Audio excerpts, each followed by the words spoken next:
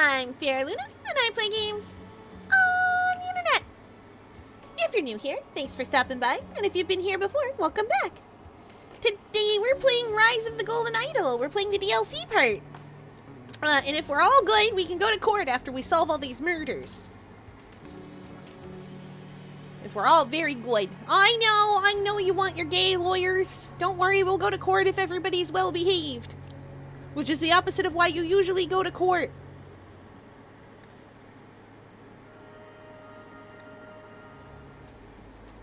Anyway, welcome in, everybody. Hi, Val. Hi, Catoid. Hi, Rice.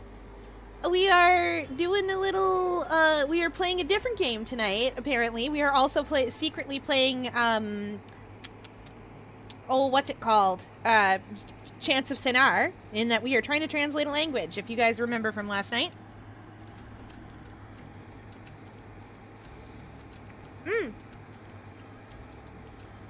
Tonight's snack is deep fried pepperoni. Yeah.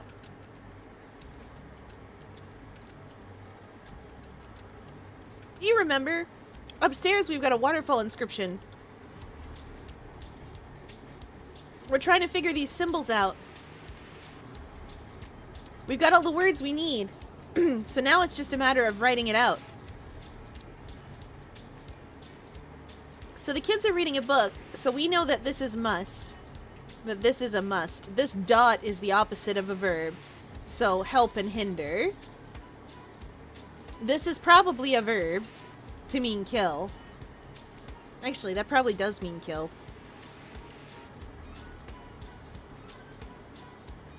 Must not kill.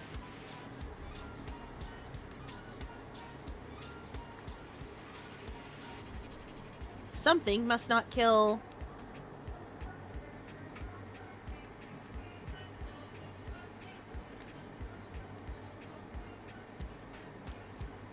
It was you. Something to do with sinners. I'm sure the second one was about Dedicants and their money. Mentioned endangering someone. Dedicants must not endanger whoever that is. Oh! That's probably whoever... Dedicants...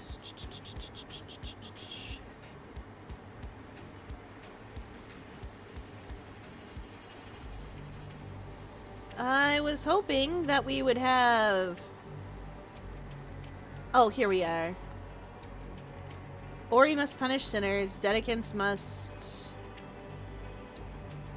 give up. Enter, extinguish, kill, leave. No, it can't be kill. Hi, Ophelia! Why is she zesty? She's in a cult. They all shaved off their hair to be here. Everyone here shaved off their hairs to be here. What is this verb? I know this verb has been elsewhere.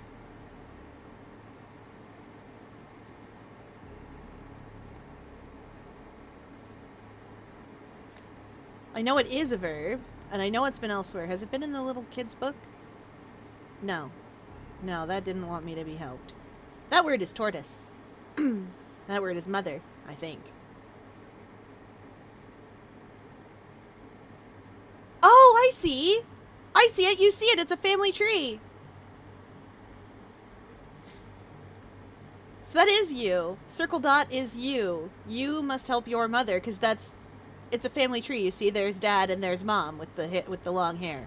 The girl hair, if you will. She's got the girl hair. Oh, the zesty cookie. Is she a pumpkin cookie? Oh, no, that cookie.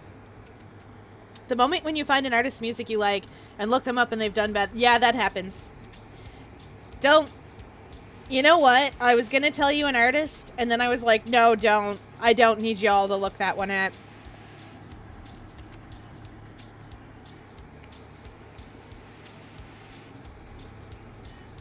It was too much. Though that said, I do listen to metal music, so I often have to play the game of Are these guys just really into Norse mythology, or and that's always a fun roulette to play. You've always got to check. Every time.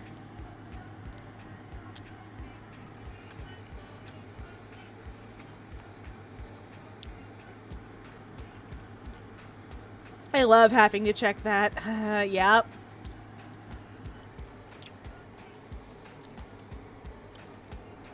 Oh. We will have all the fun, and then there will be gay lawyers.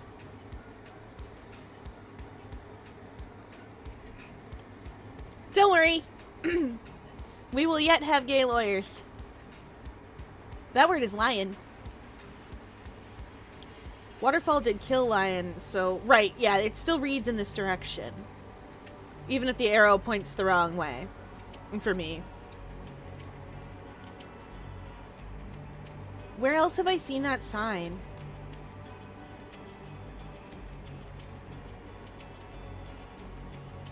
Father! This is your father.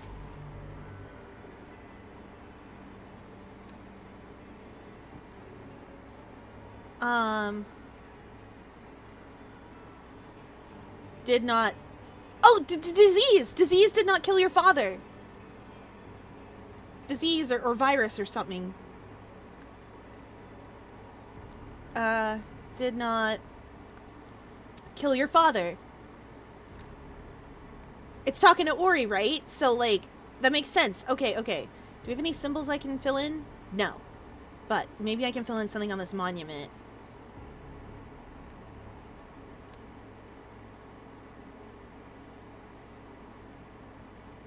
That first word is virus. Must not or did not?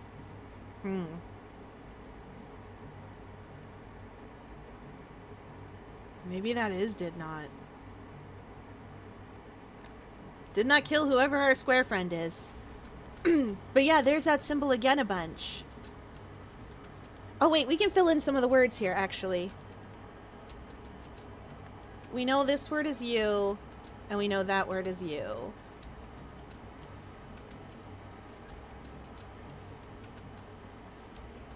Is that your brother? I think that's probably your brother, judging by the way this is constructed.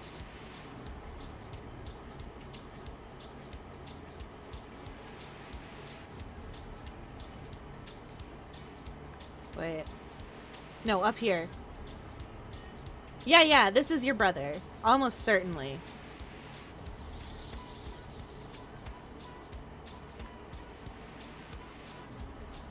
Or, your brother... Yeah, your brother killed your father. We know that. Did kill your father. Okay, we're getting somewhere.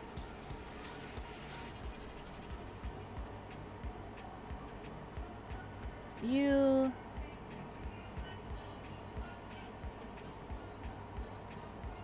It's also bad when you're listening to a band and then it comes out that they're awful. That's happened before. I know there's at least a few people who were listening to, like, Kid Rock and then they were like, dude? But whatever.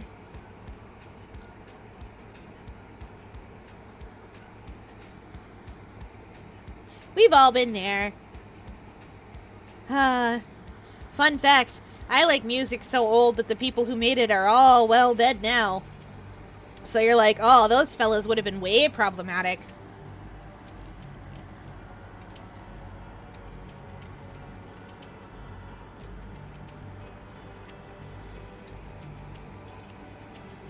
Mozart's worst crime was getting around a bit.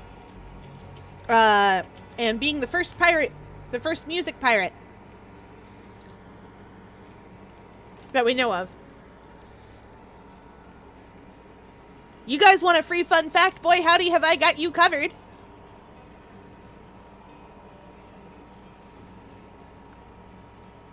So, okay, so the Vatican, once upon a time, long time ago, had this song that they only dug out and played during the holidays, during Christmas. And so Mozart, a clever young man, goes, you know what? This song is good. People go to the Vatican every year to hear this song, but it sure sucks that they all go to the Vatican like this. And so do you know what he does? He goes to the Vatican, listens to the music, transcribes it from memory, and then plays it later. And people are like, that's the song. That's it. That's the one. First music pirate.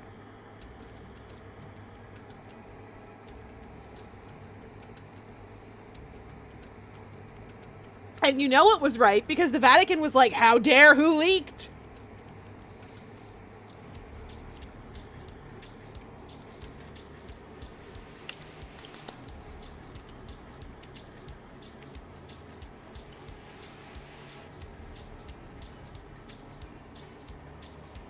Do I want Ascend, or... Let's see what else we've got. That's Waterfall. Where are you, Waterfall?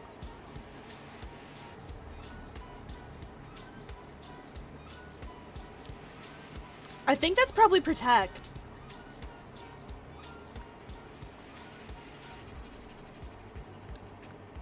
That probably says Waterfall will protect you.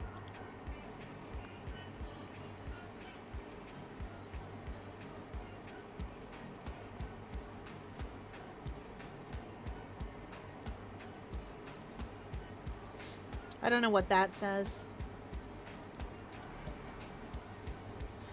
This might be will. Like, this is must, but these ones all seem to be squishy verbs. Like... Oh, okay, this is who's doing... I see! The arrow's pointing towards who's did what to who. So the arrow's pointing at the virus because virus did not kill your father. It's pointing at the virus because the virus is what did the thing. Whereas down here, it's, you know, you gotta do this to someone else. And that's... It's going the other way for a good reason. For grammar reasons. Aww.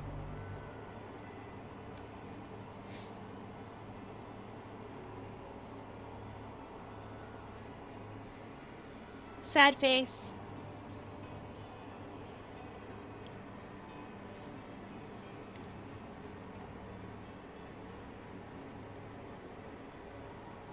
What is this one?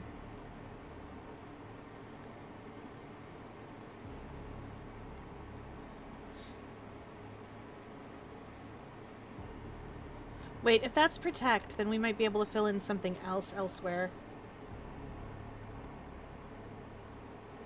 Yeah, okay, you must not endanger. Endanger and protect are sort of semi-opposite.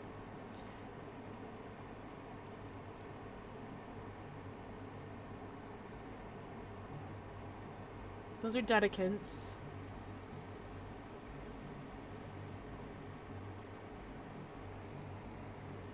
What is this? This is a verb, whatever it is. Oh, is this, do you suppose, Ori's temple? Ori, is your symbol where are you, Ori? Is your symbol a triangle, my man? No, it's a square. Wait, the other one's symbol is a triangle. The other one's symbol is a triangle, so maybe we're talking about... Yeah, this is Ori's temple. Okay, Ori's temple is the square one. Does that mean the square is Ori?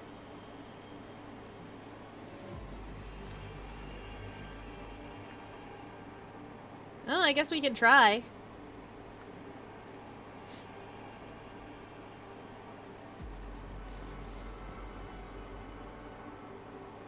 Dedicants must...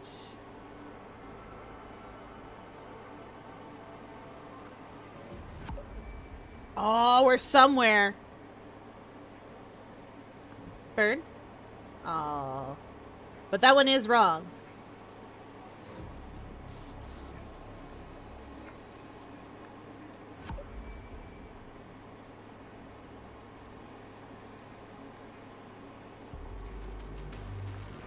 must not.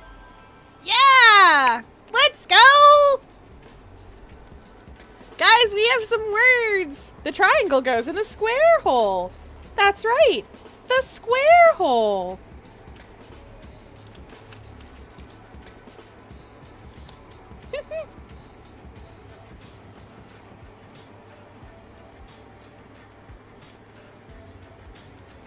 Sad face.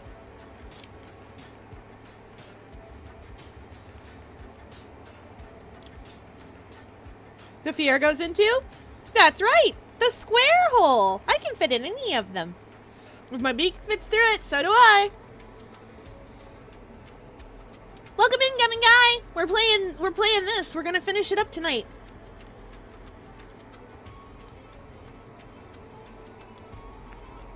It's turned into Chance of St. R.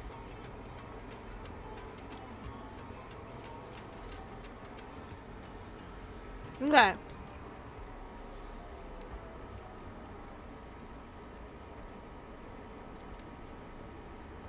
This is Ori. That's Koi. Come back here. That's Koi. That's a temple. Or a home.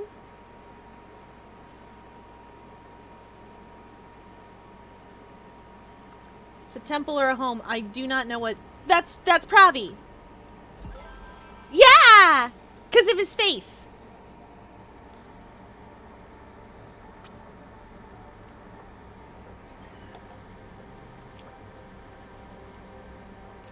Yeah! Yeah, we're getting somewhere.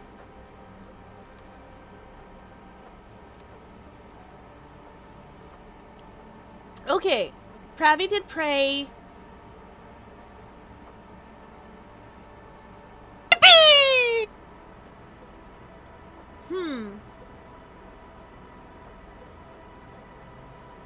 That's fire. Fire did burn the temple. Waterfall did extinguish fire.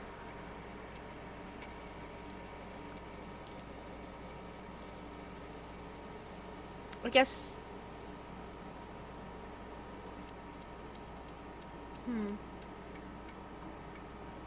I'll figure that out in a minute. Fire did burn... Ori. Pravi. Fire did burn Pravi. Fire did not kill Pravi.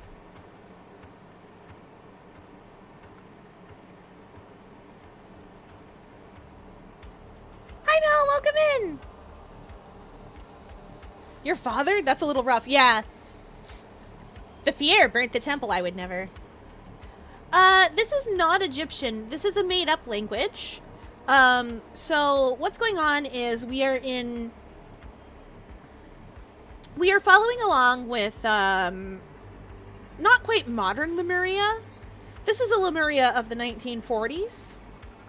Actually, I think we're up to the 1960s-ish now. And we are following along with their spiritual leaders. There's been a schism between them because Pravi is the father of Ori and Koi.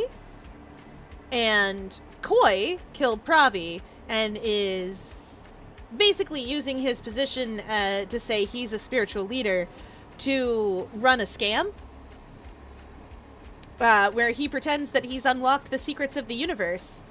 Ori, on the other hand, is actually faithful. And is actually like a dedicant to this religion.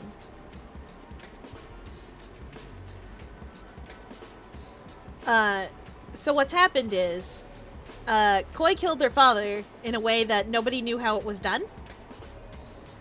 And now we're sort of in the aftermath of that, where these two are both much older. And yeah, we're trying to discover what happened here. Is that's like in the temple somehow, or no, maybe it's not. Inside temple. Amazing. Okay, I'm getting the hang of this. What's the waterfall telling me then? Okay. You must... That's Koi's temple. I'm just gonna fill this in with all the numbers I know, with all the letters I know. Koi's Temple. Koi's Temple. Oh, that one's fire.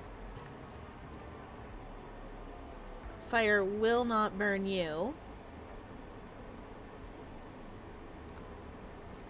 This is gonna be a delight, chat, when we figure this all out. I can't believe... I don't know what happened that I suddenly was able to unlock the secrets of reality.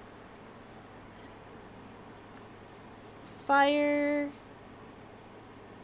will kill your brother? Looks like your brother. Yeah. Yeah, that's your brother. You must... What's this word? Koi...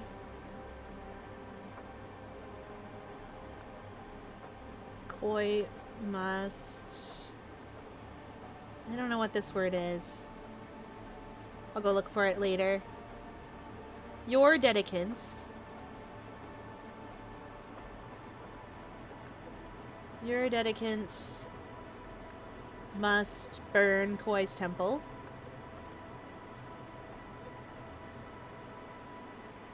Yeah? Yeah. Koi's dedicants.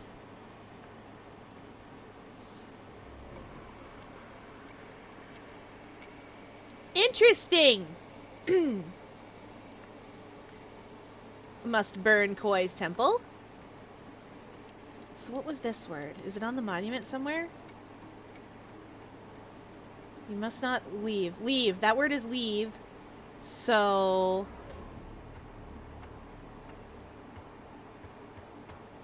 if that word is leave, then that word is the opposite of leave. Stay! Reward, resurrect, protect. Enter? Enter. Enter is the opposite of leave. Oh yeah, let's go! I'm not interested in learning the secrets of the universe. Fear, would you sacrifice me to learn the secrets of the universe? No. The secrets of the universe are boring. You've solved the scenario. Ori received a message from the waterfall that revealed Koi's dark secret and instructed him to see that both brothers took part in a deadly ordeal.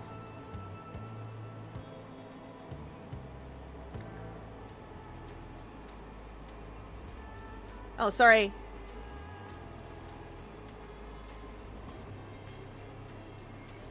Lemurian times. Blasphemers brought to justice. Shastai and Danzi. Oh. And the flying boy. Oh, and the amazing flying boy. A pair of magicians who spread malicious lies about the blessed waterfall have been executed under new blasphemy laws.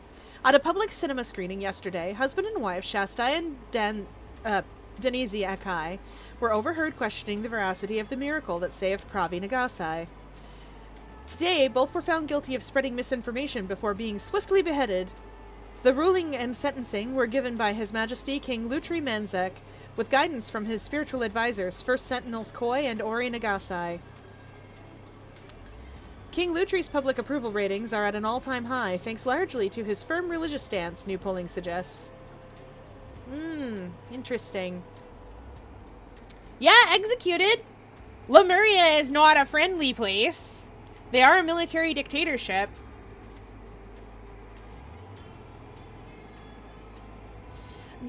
So here's the thing. Lemuria was very anti-Western, but when the ruler of Lemuria was killed and his son took over, his son decided Westernizing was the best thing to do.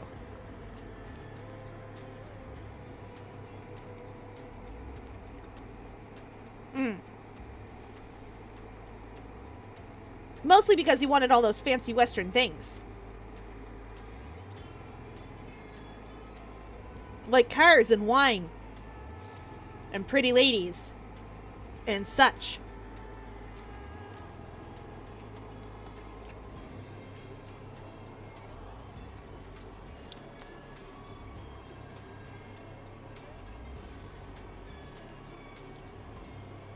So what on earth is...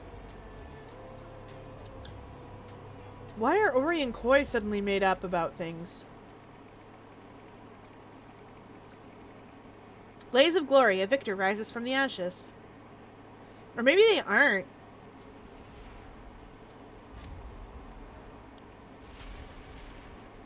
Oh no. That's Tessa Navari. Oh no.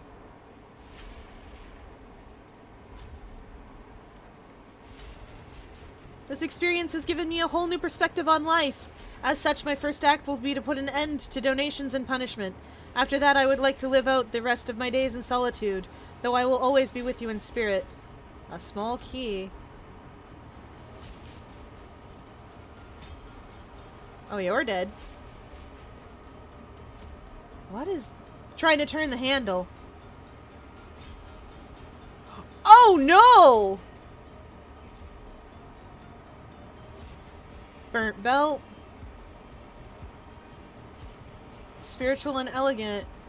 First Sentinel Koi Nagasai says asceticism needn't be so austere. Famous symbol of Koi. That's the triangle. Palladium necklace?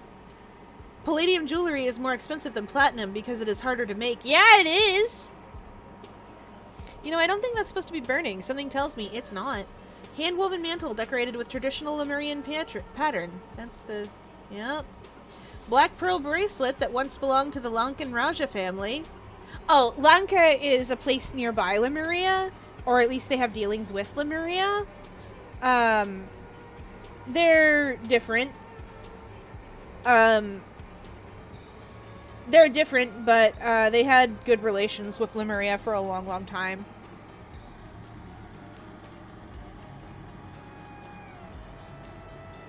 Palladium's used as an alloy game! No, now I need to hear about it, because I was just all set to accept that palladium could be used by itself. What does it alloy in? Like, how does it go? How does it work? Do you put it in platinum and make platinum more platinum? Stares at Guild Wars 2. Yeah, you're guilty too. Yeah, they are.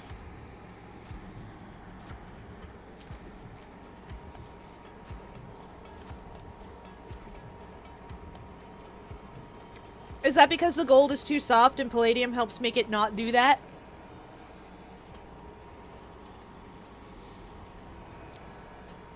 Palladium white gold is what you usually make with it. That sounds cool.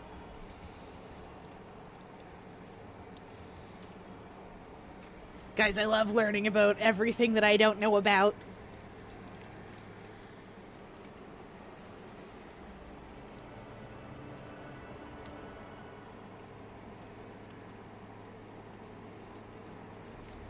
So in North America, our white golds are alloyed with white brass to get the white color. It turns out yellow white. Problem is it has nickel in it? It does? In Europe, however, they use palladium instead of the white brass nickel alloy. Wait a minute! Wait a minute! Is that why I can't wear gold jewelry that's made here, but I can wear gold jewelry from overseas? Is that what's wrong? I, an octopus, am allergic to nickel. We don't have a lot of it in the ocean. It didn't come up until I got here. That's what it is?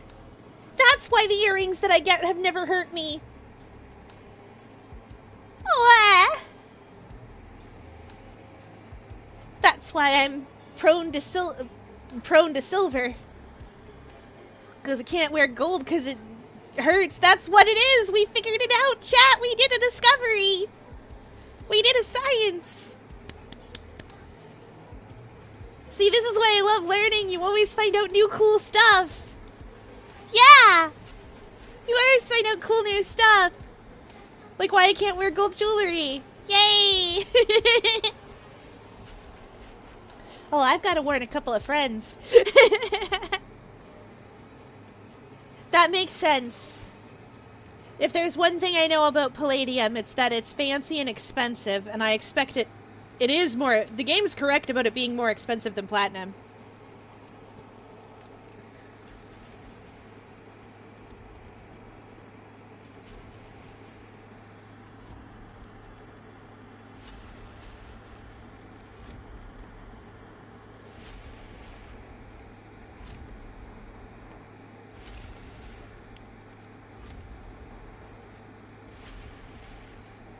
Mind you, that's only a white gold thing. That makes sense. Yellow gold? Everyone has their own allies. Oh no.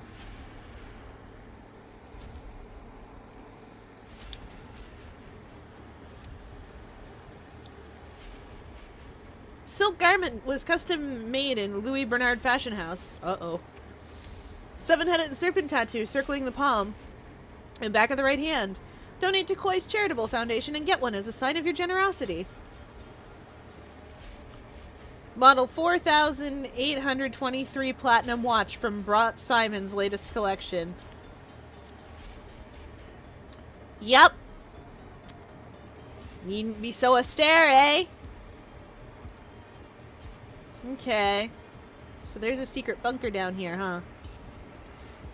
Who's trying to turn the bunker knobs?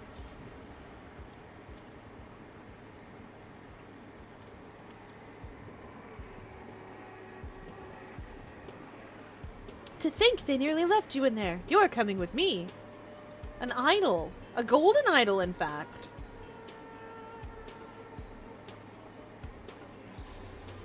Waterfall proclamations.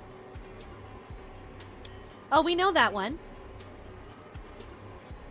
First Sentinels may not accept donations. They must do away with material goods and wealth. When a First Sentinel dies, the eldest son succeeds him. If the First Sentinel had no sons, there can be no new First Sentinel until another is chosen by the universe to fill the ancient prophecy. In the case of twins, there can be 2 First Sentinels. Sin is no longer to be met with punishment, but compassion. And the first true Sentinel, First Sentinel Nagasai, will live forever.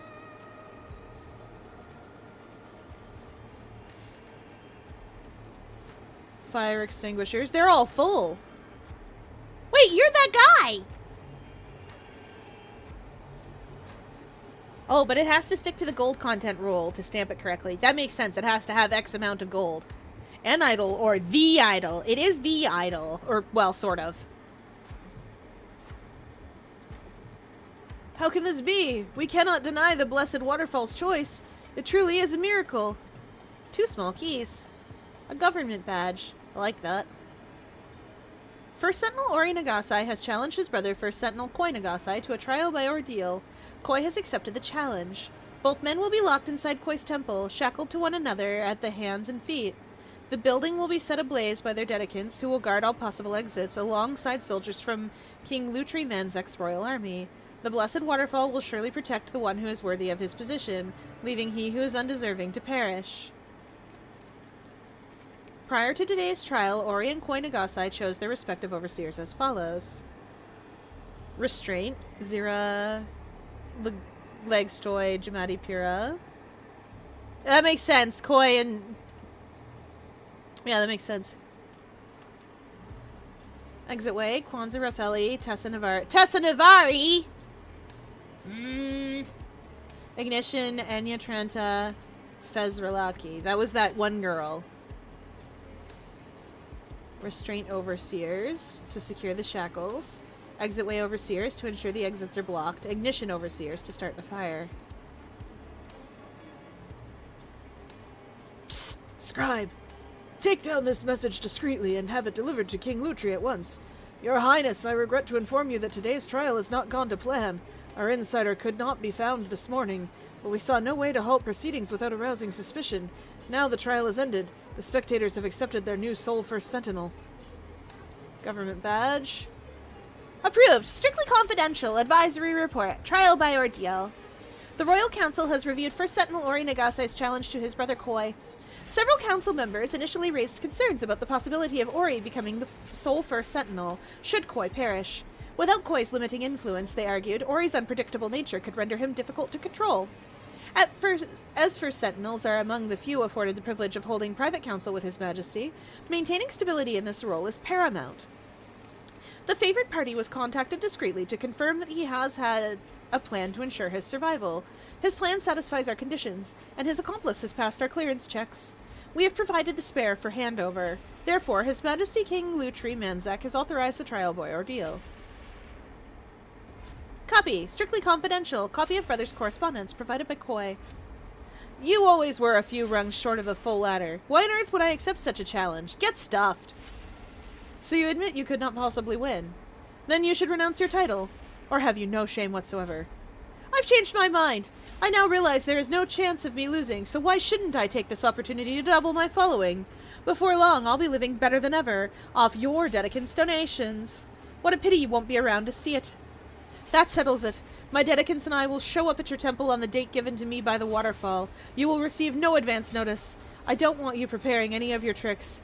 Even the palace will not know when the trial is to take place until I inform them on the day itself. So dramatic. Fine, I'll be here, ready and waiting.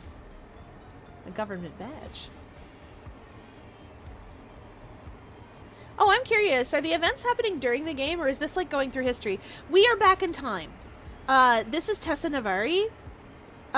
We know that we're back in time because Tessa's just picked up the idol. And she's convinced of its power. She's the one who will bring all that empathy nonsense back with her to the actual game. So this is a prequel chapter. Well, hang on, Manny. I'm still struggling to keep up with the victory speech. And before that started, I didn't have time to finish the minutes. My fingers are gonna fall off at this rate. Please bear with me. I'm still not entirely sure what just happened, but I'll do my best to recount everything.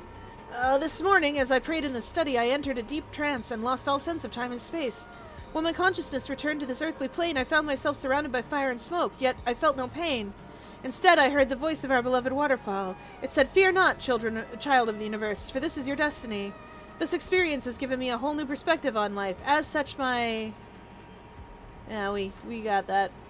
The Master of Ceremonies called the trial to order. Zira Lagostai, Legstoy, and Nali Zarasti searched the participants, shackled them together inside the prayer hall, and returned the keys to the Master of Ceremonies. Kwanzaa Rafeli and Tessa Navari ensured all exits were locked, as well as blocked by at least one follower from each camp. The king's soldiers also assumed their positions. Anya Tranta and Fez Relaki handed out Molotov cocktails to the followers from both camps, and saw they were thrown through every window in unison. Oh boy, fun!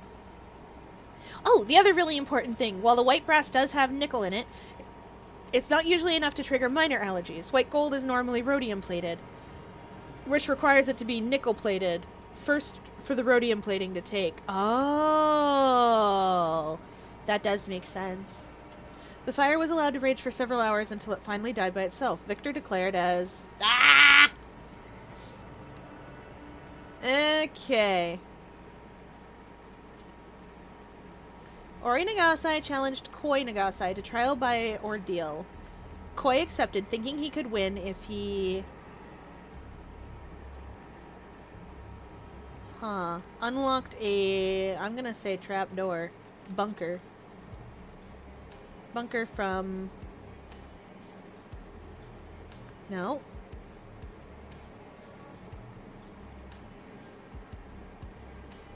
Received a key from... I think Tessa is our inside accomplice. Received a key from Tessa Navari.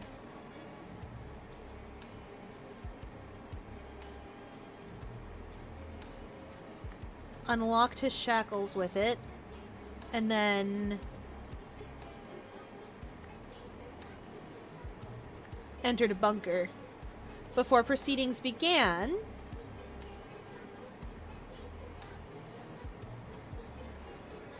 Huh.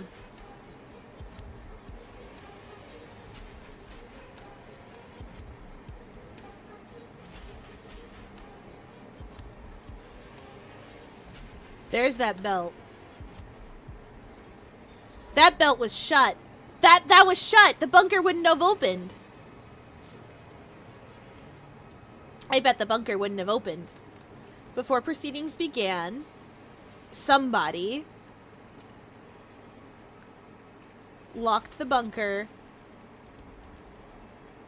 and then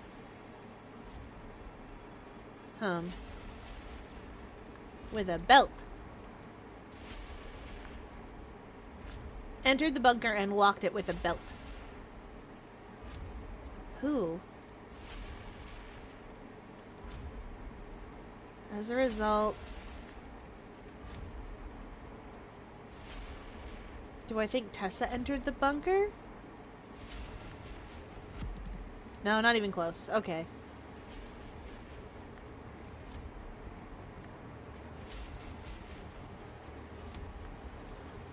Maybe she wasn't the accomplice. No, but there's a bunch of other things.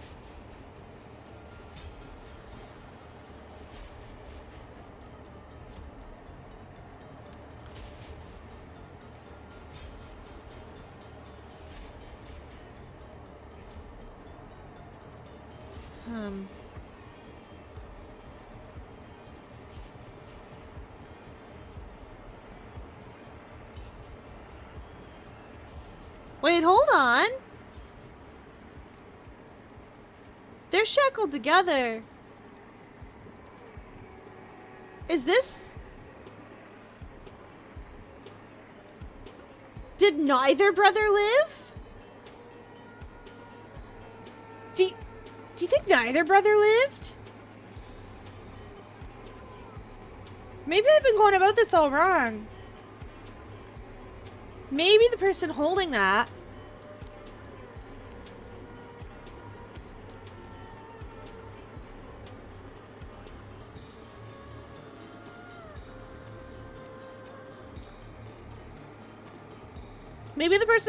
was Bravi's scribe.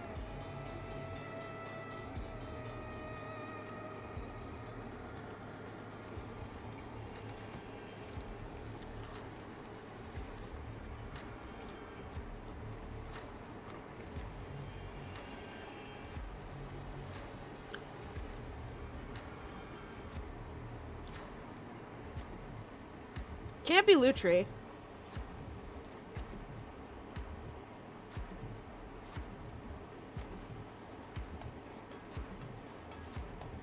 Jamati Pira.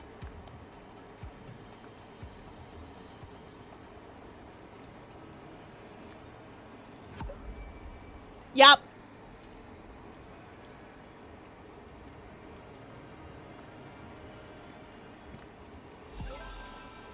I'm so good at this! What if neither brother survived? It was the guy. You know, the guy who, yeah. You know the guy. The one who was, the one who Koi was like, go bury a body for me, and he's like, alright.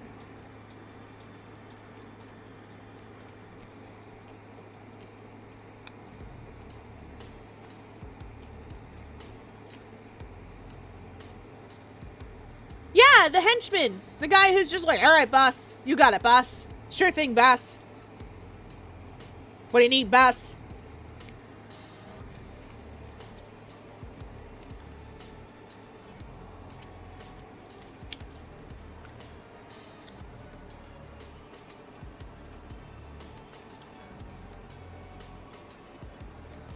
Oh, okay.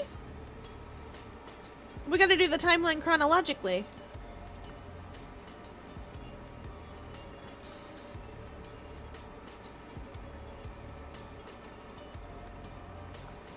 Bravi's murder first.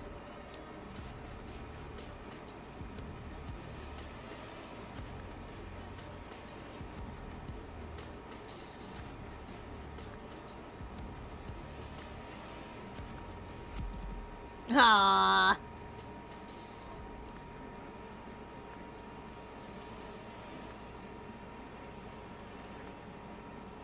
Maybe that was after then. Oh, it would make sense if that was after the trial by fire. It would make sense if that was after the trial by fire. Because it's Gematri Pira who killed Lutri.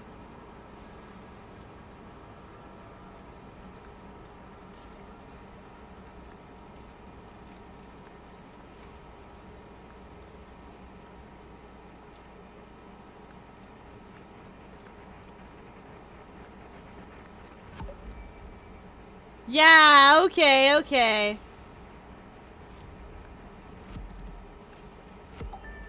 Interesting. Oh, I see it.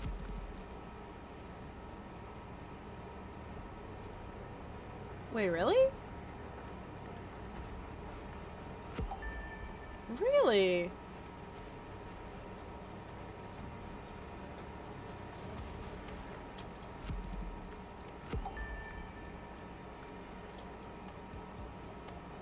Well, that has to be first, and that's probably last.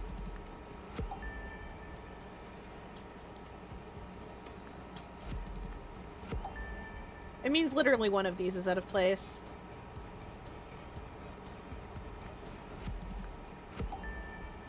Oh no, two. Two are out of place.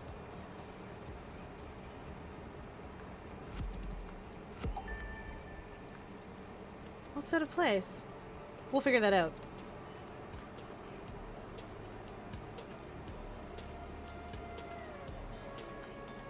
Gematri Pura knew when to hide in the bunker because Koi Nagasai told Gematri Pura the trial date.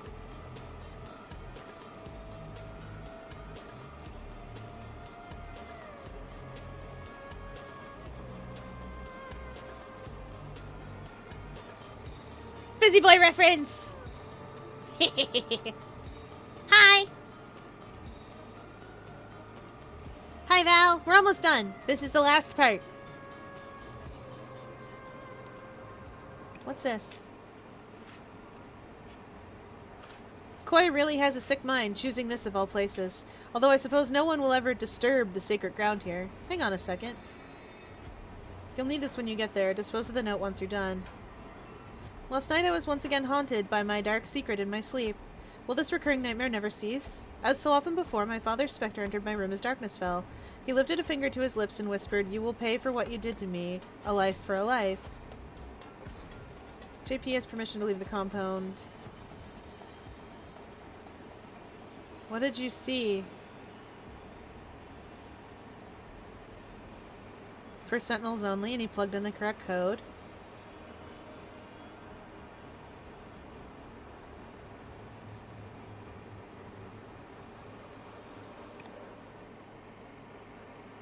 Miracle at the waterfall. Suddenly, the fire rages through the temple. Wow. Will Pravi survive? But then a mighty wind howls from the east. The blessed waterfall is redirected. A miracle. Pravi is saved.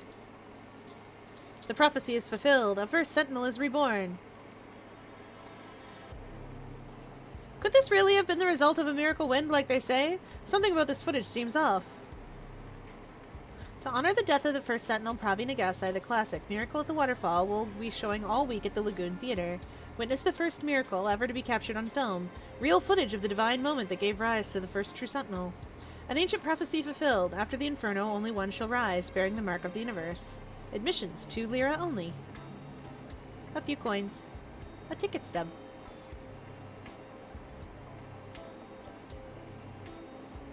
Wait, hold up! That's just a sprinkler. Guys, that's just a sprinkler. You didn't even notice I was gone, did you? Yes, I did. I absolutely noticed you were gone.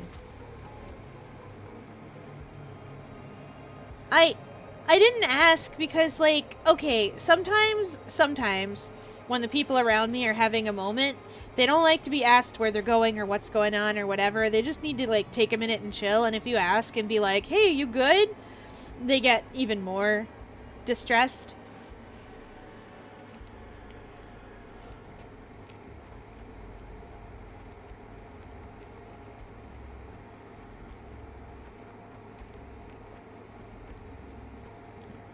So I figured I'd let you chill. Because I know you were expecting Phoenix Wright tonight. And we are going to play Phoenix Wright tonight, just not yet.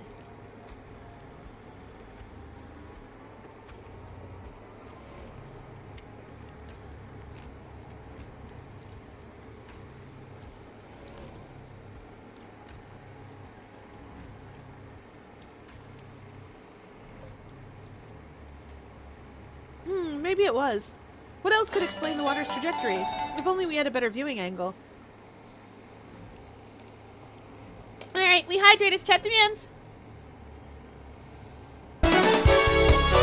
Body break. And a big stretch. Big stretch. Wait a minute! We've seen that fire sign before! It's the sign for heat! In the idol! When you take heat and give heat! That's how you set things on fire! We know that symbol! Alright, and for body break, twists. 1, 2, 3, 4, 5, 6, 7, 8, 9, 10. Okay. A ticket stub. Hello, darling. Thank you for those wonderful photographs. What a handsome young man my grandson has become. How lucky he is to have inherited such a strong set of features from you and Shastai. Give my love to the family. Daddy. A pack of playing cards. How dare they doubt the blessed waterfall? And in public. As soon as this ends, I'm reporting them to the King Lutri's purity guards. A ticket stub.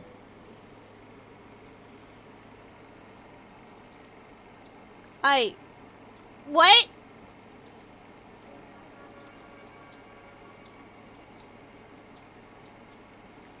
Oh, the cinema screening was... I see. No?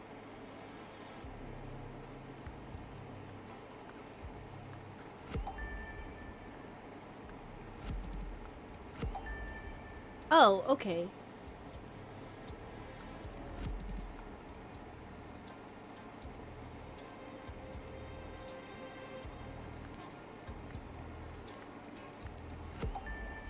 Huh.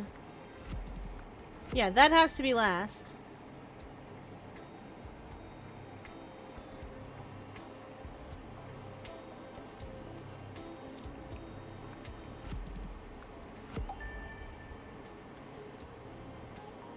Well, what's going on here? There's no way trial by fire goes back here. I must say.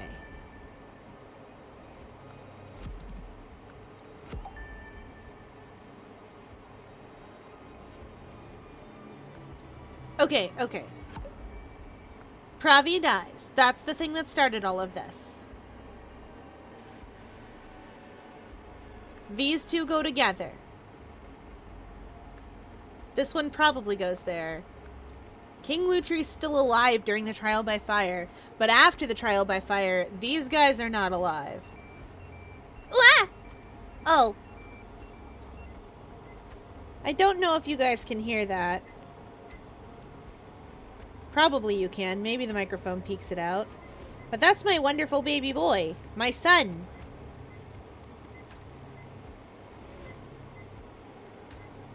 He's a Tamagotchi. It's lights out time for him. It's EB time for him. Yes, he's a Gen 2 Tamagotchi. He's green. And he's a beautiful baby boy. He has feeties and a little bump on his noggin. I like that. It makes me think that he had a fontanelle that didn't form quite correctly. Or close in the way that it should have. And that makes me giggle because bones! That's what you get for messing up your bones! I don't got bones to mess up.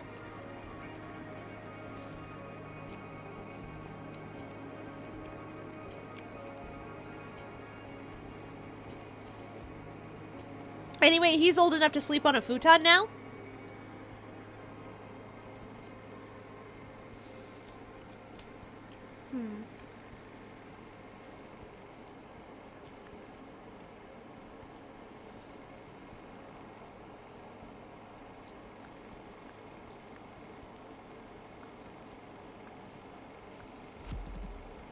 Not even close. Okay.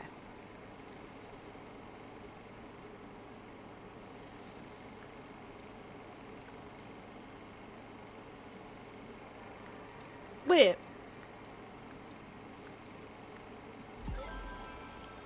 There we go.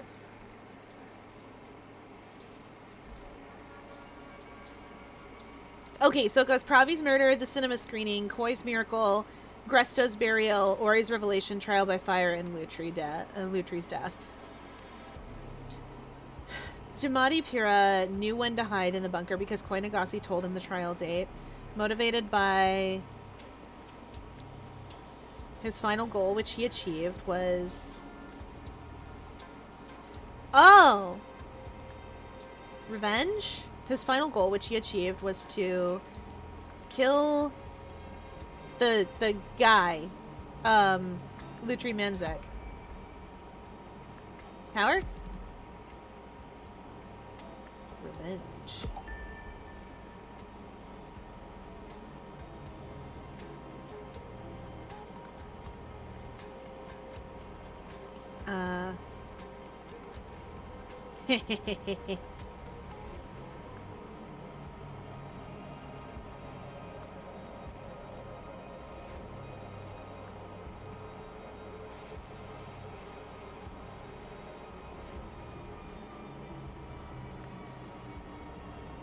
Gematri Pira knew when to hide in the bunker because...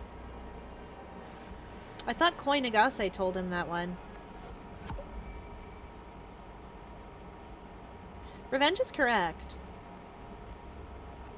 And he did kill Lutri, so it's something up here.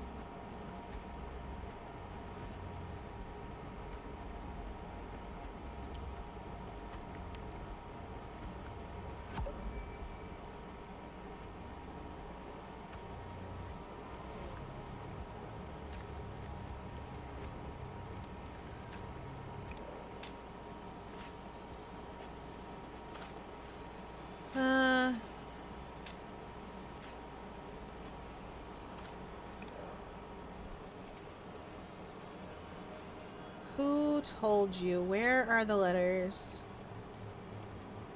No. No.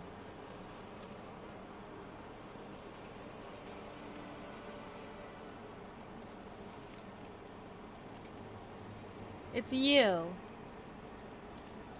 It's you, isn't it? I don't remember his name. Many. Is he in here? He's not in here. Bah! Humbug!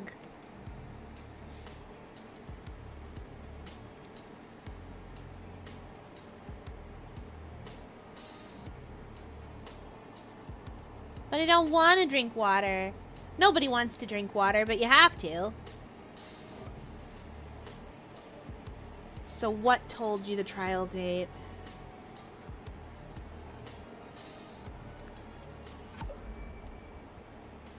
No.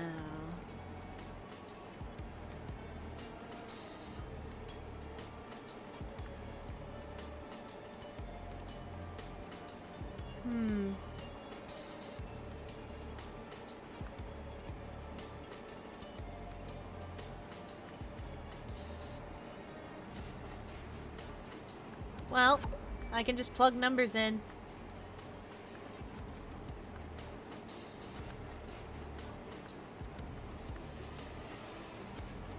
None of them, huh?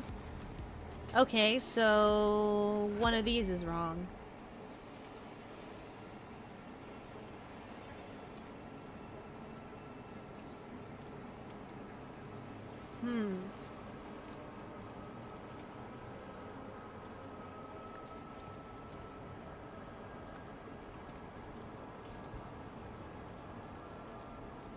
Okay.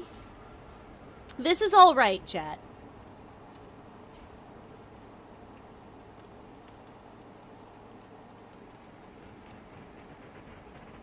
So it's up here that's not.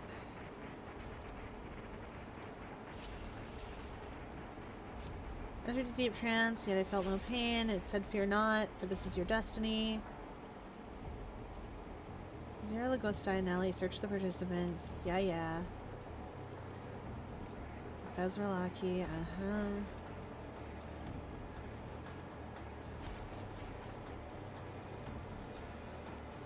So who told you the trial date?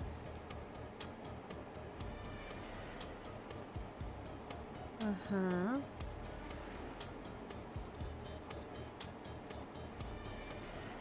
Okay.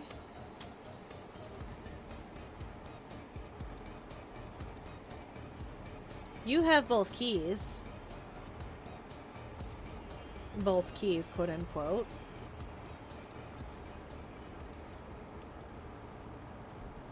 Whose burnt belt is that?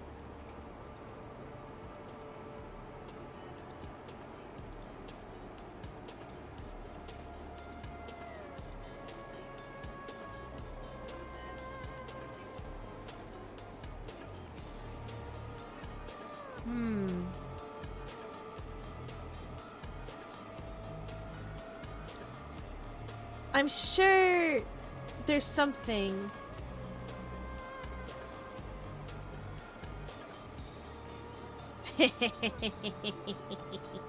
The waterfall told him.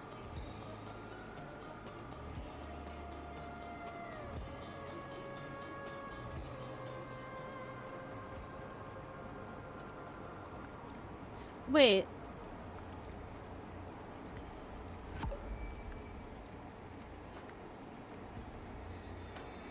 It is these ones. It's who told who, the trial date.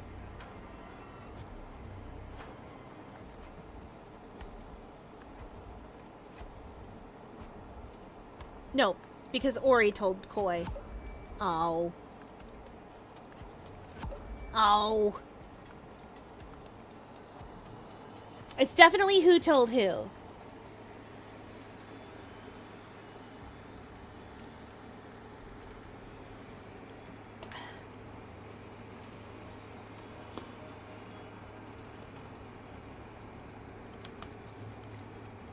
Okay.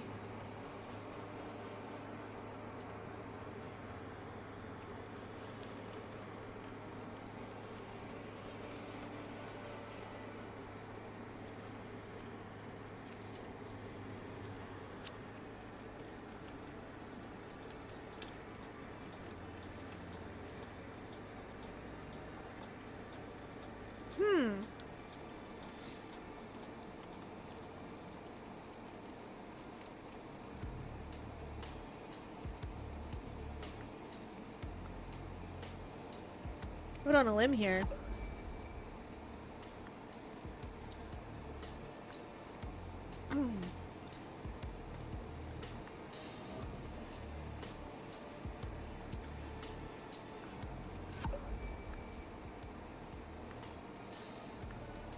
None of these things.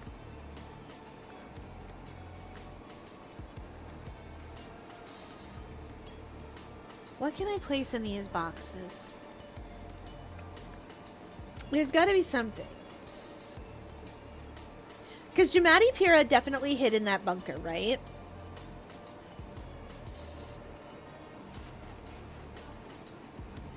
Like, definitely that's what happened here.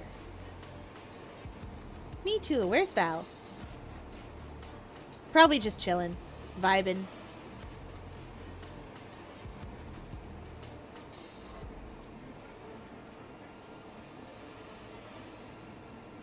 I believe in myself. I can solve this clever puzzle. Excuse me.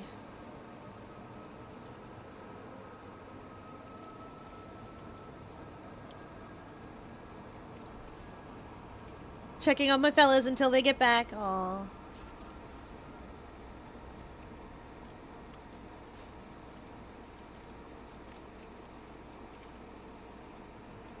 This morning as I prayed in the study, I entered a deep trance and lost all sense of time and space. But also, Ace Attorney. Yes, it's true. We're almost done, though. If we can just solve this. Instead, I heard the voice of our beloved waterfall. It said, "Fear not, child of the universe, for this is your destiny."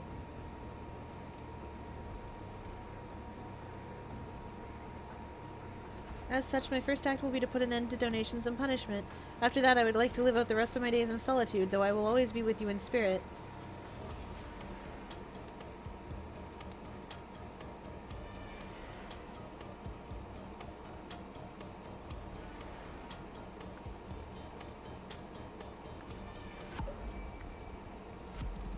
Okay, so this is Jamadi, and it is these two that are wrong.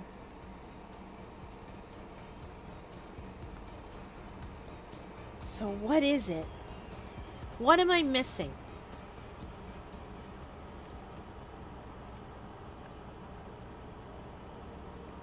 What am I missing?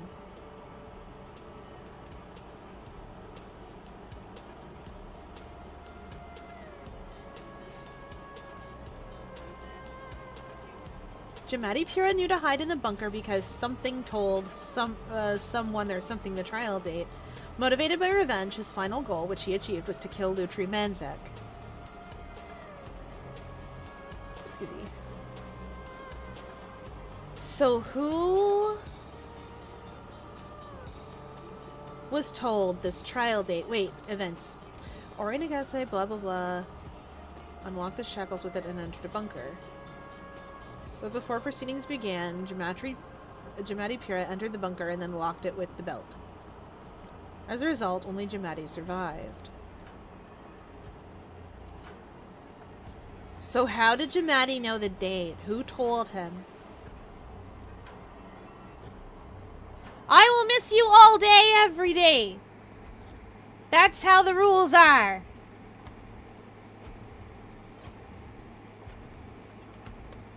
I miss everyone in my chat. I remember people in my chat. You've seen.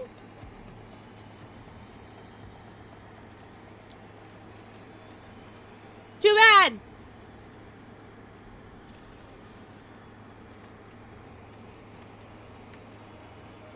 Get remembered, nerd. You don't have control of people's memory. The only reason you remember me is because I show up every day. That's not true. Otherwise, you'd forget. Excuse me. Excuse you. Have you seen? Have you seen? I have been writing a lot. Val, you're the one that gave me that right raw line. You started a whole AU. You woke up one morning and you were like, this is gold. Actually, you probably were like, this is a cool line. And then you gave me that and I was like, dang. That's raw. That's so good. That's a villain line right there. That's going in a villain mouth. And then it did.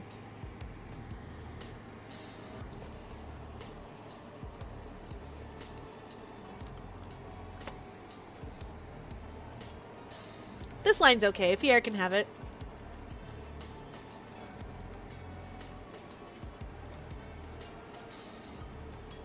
Okay.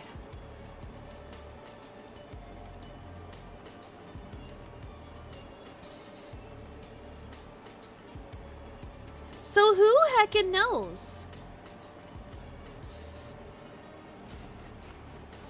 Who told Jamati? I think I filled in every combination I can for this. Well, let's...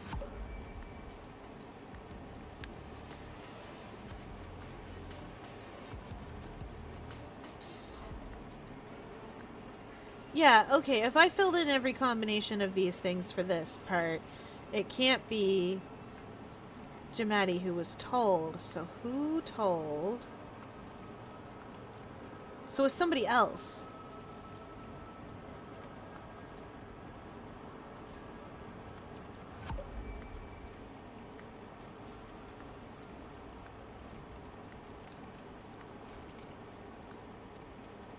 None of that.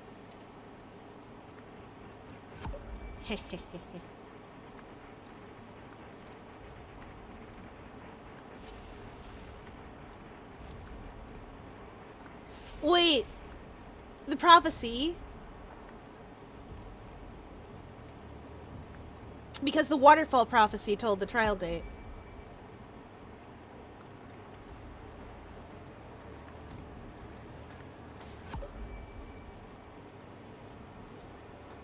Darn it.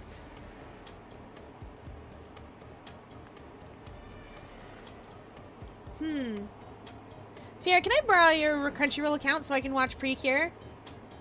Precure is great.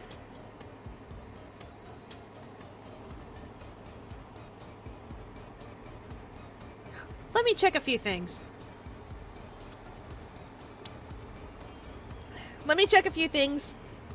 And if all else fails, I'll teach you a magic trick. I still need to finish Tropical Rouge. Cure Lemur, my beloved! Yes! Fier, I was joking. Too bad! You need to see Ghost in the Shell. Maybe even while I'm present. If I miss, I'm gonna crash out. I believe in you!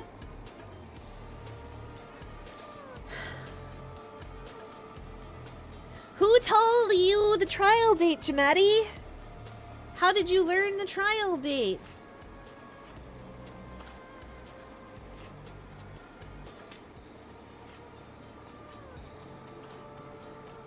Did you learn it from... Did you learn it from the waterfall itself or the waterfall cave? There's definitely something in this cave over here, by the by. Like 100% something's in this cave. It wasn't wind. It was definitely like a fire extinguisher. Hey, that's Koi's compound.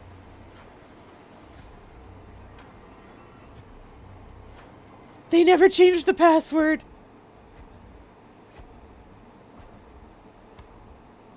Alright, well. I mean, my instinct says no, but there's a part of me that says yes.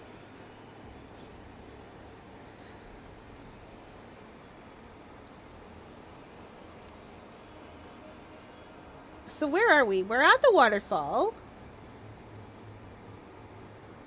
We're up at the waterfall, right? This is Jamati burying Grestonazi.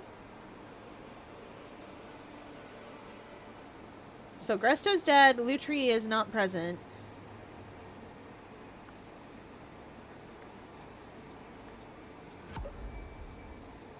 Pravi's also not alive. So who told you? Who told who? I don't know why I don't know this. Oh, yeah. If you're talking to each other, you can always just ask.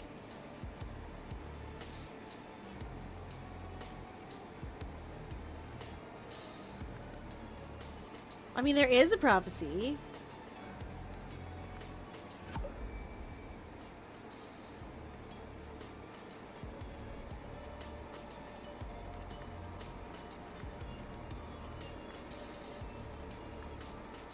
Who could this be? I know both of these are incorrect, or at least definitely that's not Jamati for some reason. So somebody was told the trial. Let's go read their correspondences again. Oh no, you don't have their you have their correspondences. My dedicants and I will show up at your temple on the date given to me by the waterfall. You will receive no advance notice. I don't want you preparing any of your tricks. Even the palace will not know the date the trial is to take place. I shall inform them on the day itself. Hold on.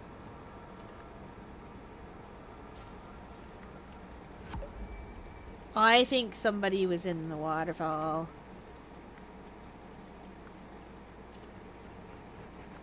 I think somebody was in the waterfall. Definitely somebody was in the waterfall. But who? And how? Talking to people? Oh, shock. Listen, you're allowed a dumb dog personality. That's okay.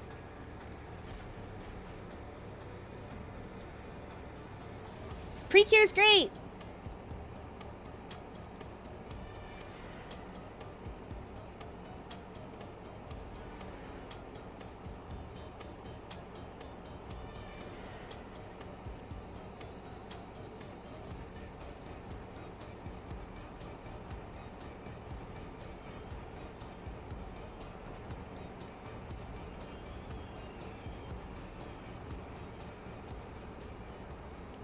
Let's see, let's see.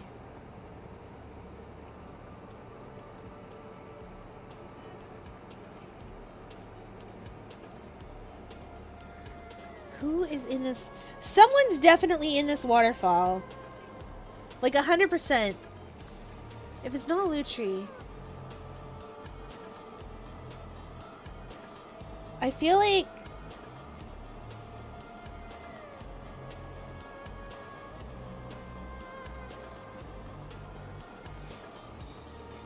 just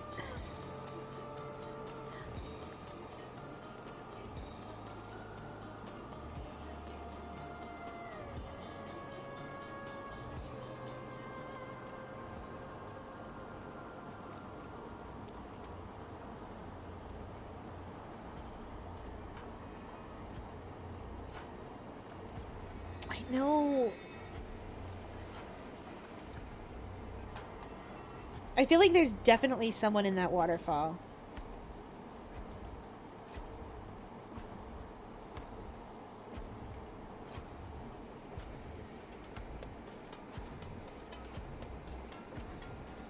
Whoever's in that waterfall did something.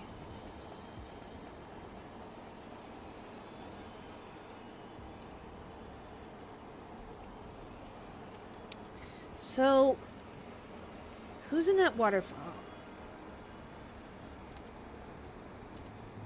Making my way downtown, faces past.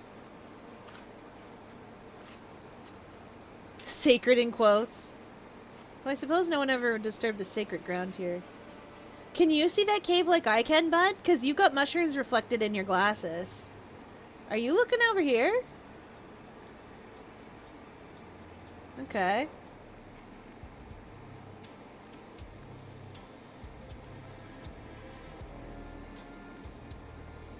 Yeah, there's definitely something going on in there.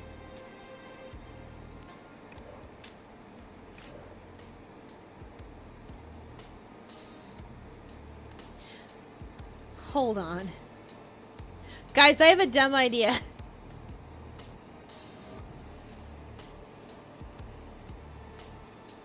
Oh yeah, PSA, change your Steam passwords. Steam data leak? Ah, Steam! I don't want to change that. Gonna have to do it. Joke's on Steam. I don't use it. Fair enough. I have an idea, and maybe it's a silly idea, but I think I know what happened here. I think here. Look at the timeline. I think our man Jamati was hiding in the waterfall. I think that's what happened.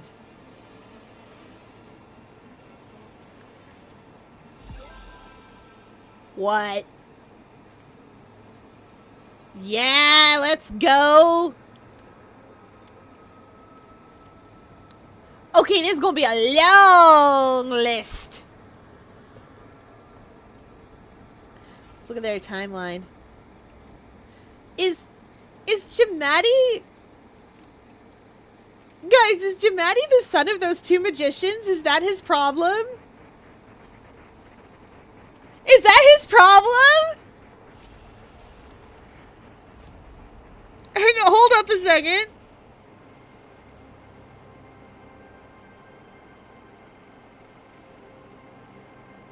Yeah, it is.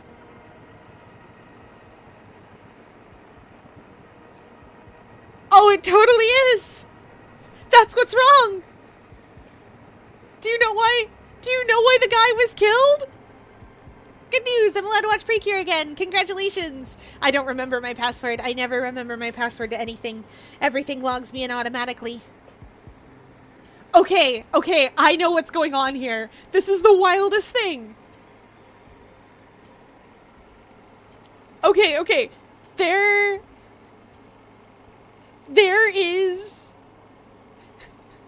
Ramoon, forbid people's data stays private. I know, right? Okay. So there's this big dramatic political shenanigans going on, but as usual with Golden Idol, it comes down to individual people. I know exactly what happened here.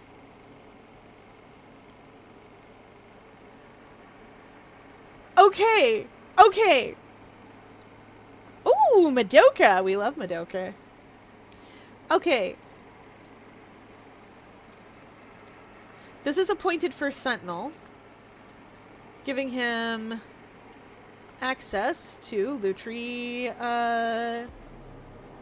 Manzek. Okay. So, Gematri Piera wanted to kill Lutri Manzek, a couple of other people who I'm going to name eventually, because together they had executed... Oh, they had ordered that his parents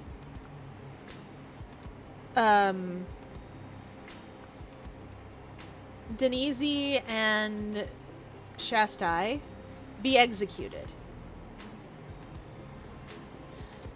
Jamadi Pura was able to access the waterfall because Koi Nagasai gave him the code so that Jamadi... Oh, sorry. So that Gresto Nazi's body could be buried there.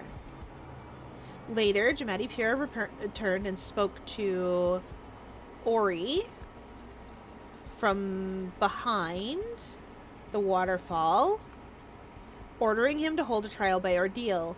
Before the trial began, Jamadi Pura locked himself inside the bunker, leaving Koi and Ori to die. Lutri Manzak, I guess Koi and Ori. And Koi. I'm so good at this! What a weird little detail to notice! Crunchyroll only has the Madoka dub. Aww. We love Madoka. Okay, so it is as I said. Jamadi Pura wanted to kill Lutri Manzak, Ori Nagasai, and Koi Nagasai because together they had ordered that his parents, Denise and Shastai Akai, be executed. Jamadi Pura was able to access the waterfall because Koi Nagasai gave him the code so that Gresto Nazi's body could be buried there. Later, Jamadi Pura returned and spoke to Ori Nagasai from behind the waterfall, ordering him to hold a trial by ordeal. Before the trial began, Jamadi Pura locked himself inside the bunker, leaving Koi Nagasai and Ori Nagasai to die. All this led to Jamadi Pura being appointed first sentinel, giving him access to Lutri Manzak. After his parents' execution, Jamadi Pura sought revenge against King Lutri Manzak and his two first sentinels, Ori and Koi Nagasai. He joined Koi's following with the aim of obtaining intelligence and access. Before long, he gained Koi's trust by using his knowledge of magic to devise ways for Koi to perform miracles. From there, he bided his time and used his proximity to Koi to uncover more useful information. After Koi gave Jamadi access to the waterfall, Jamadi spotted a cave behind it. Seeing an opportunity, he formulated his plan. Oh, that's so clever!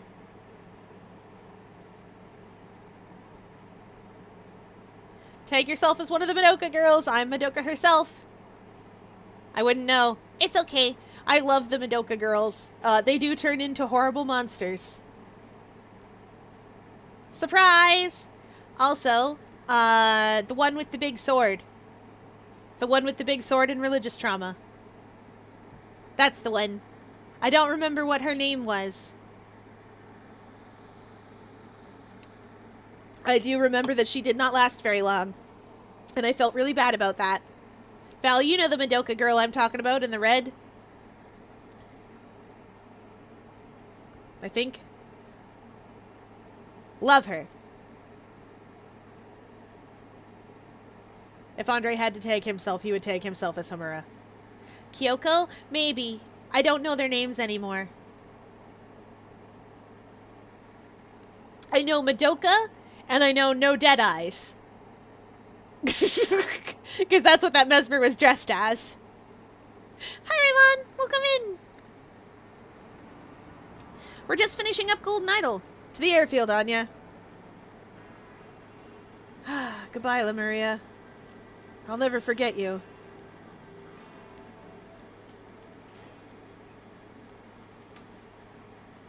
Don't I know you from somewhere, my guy? Meanwhile, in Albion, look what I found over there, Oriel. The Golden Idol. Uh-huh. Now turn it over. What? Why? Made in Lanka. Oh. A packet of peanuts, please, barkeep. That's Oriel Toussaint when he was much younger. Oh, that bar! Yeah, it is! It's that bar! It's still there!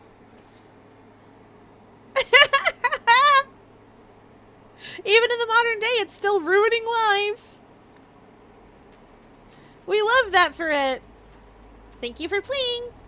Okay, that is the last of Golden Idol. I'm gonna update the Twitch info and do the thing with the stuff.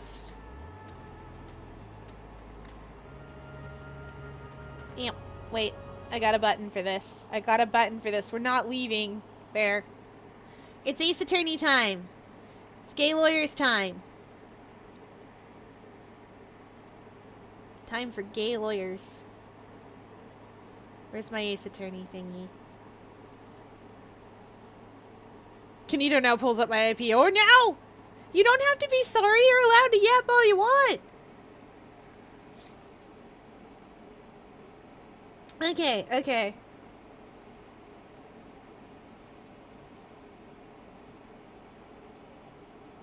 Where's Trials and Tribulations? That looks like the right one. Amazing, I am a wizard. Okay, okay, now, y'all may remember. I gave him a laptop, he's gonna IP address me. Oh no!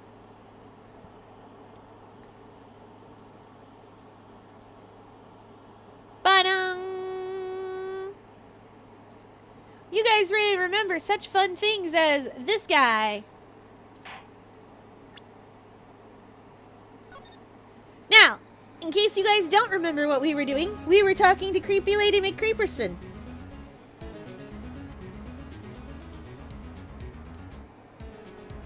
Arson-obsessed, creeper. Although, to be fair, there's a part of me that's like, this is Valcor. This is Dark Valcor. Why? I do not know. Now, what was I doing? Oh yeah, I was talking to her about the bandage. That's right. Wait, did Twitch actually update? Twitch? I gotta check.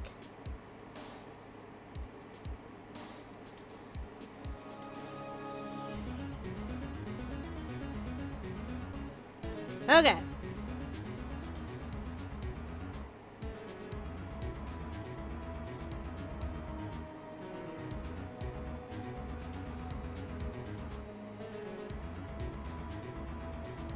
And yeah, all right, we're good.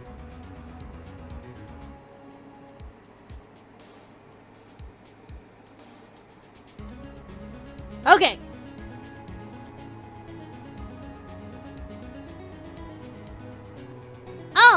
Oh, you mean the black rim around where my eyes go? Oh, that's cause I have kind of an Octoling look to me.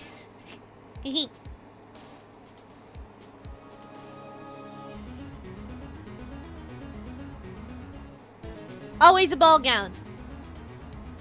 No one told me I'm worthless and threw me in the metaphorical alleyway where people leave dogs to die. No one would leave a dog to die.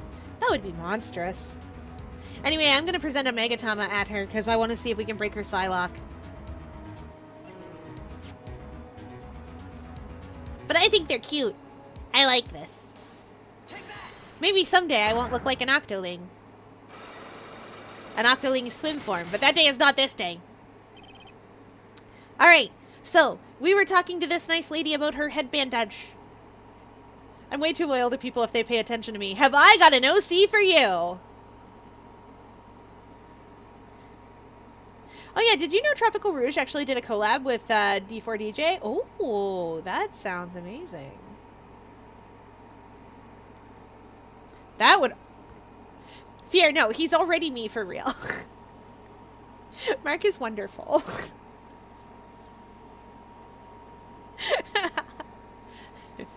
I was thinking of Mark, and I was thinking of Andre, and I was honestly thinking a little bit of Hayes now that he's grown on me. I didn't think that he would.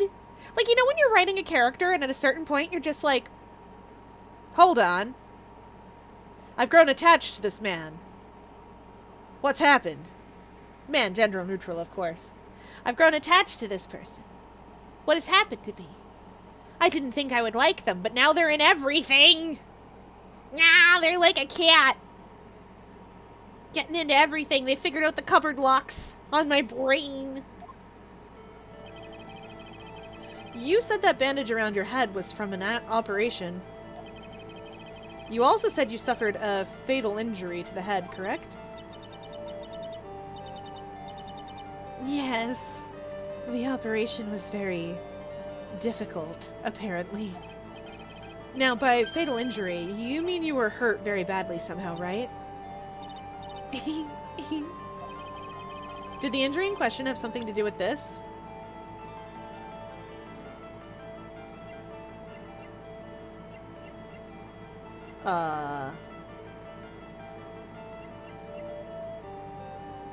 Was it this?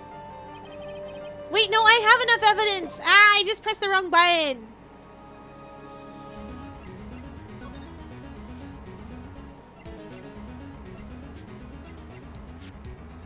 I just pressed the wrong button. Bike. I think it has to do with the repair bill for that bike. Yeah! These are my glasses. I need them to see if I'm out of the water. The thing about octopi is the way that our eyes work is weird. Did you know? So the way that our eyes work is like this. Okay, let's start with the way human eyes work. You guys have human eyes, probably mostly. The way that human eyes work, and most mammalian eyes, in fact, the way that they work is that you have a lens over the top of them called the cornea, and you have a bunch of stuff on the inside. When you want to look at stuff, and you want to, like, get extra focus on it, the way that your eyes work is they imperceptibly squeeze that lens.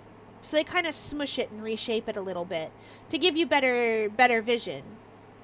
I don't know how to quite explain that. I don't have a good metaphor.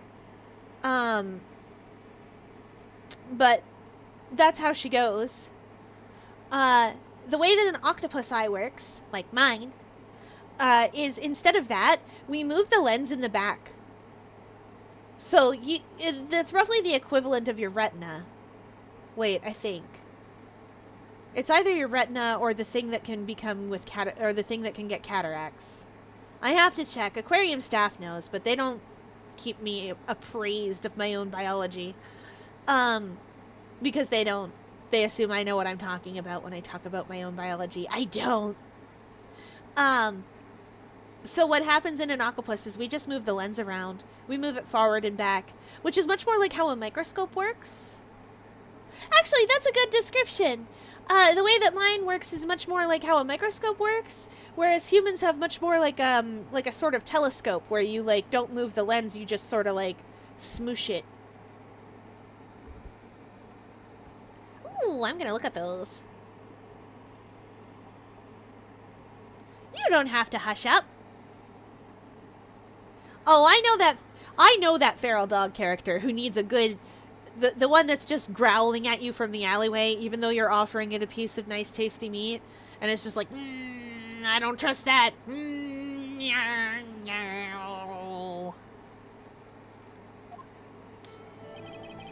Okay, yes, we know. It's from an operation. You're very sad and weird.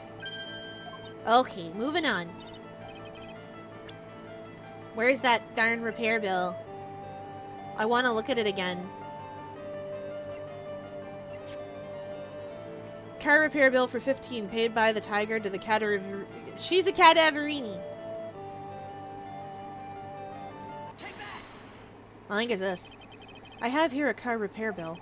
From this, it seems pretty obvious that this car was involved in an accident. Let me see that. This bill is made out to the cadaverinis. Yes, it is. I don't think I ever introduced myself. Tell me, what do the cadaverinis have to do with me? Something tells me she's not about to say hi and introduce herself. Alright, then. Your relationship with the cadaverinis is very strong, and this is why. 'Cause you're Violetta Cadaverini.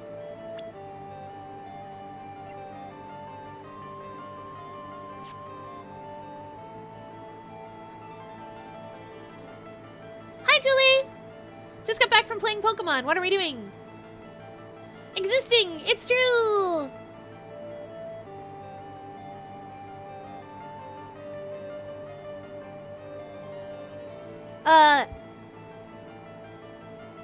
Aww. We're existing. We're playing Phoenix Wright right now, because we finished up Case of the Golden Idol. I knew it wouldn't take me long if I could just think real clearly.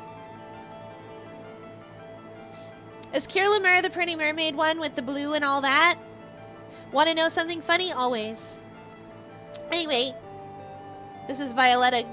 This is a Cadaverini. She is the granddaughter of the Cadaverinis. Yeah, I love that mermaid one. I know exactly who you are, Viola Cadaverini. You sustained that injury in a traffic accident, didn't you? It happened about 4 months ago. I was driving in one of our family's cars when someone pulled out in front of me. It was a motorbike or something like that.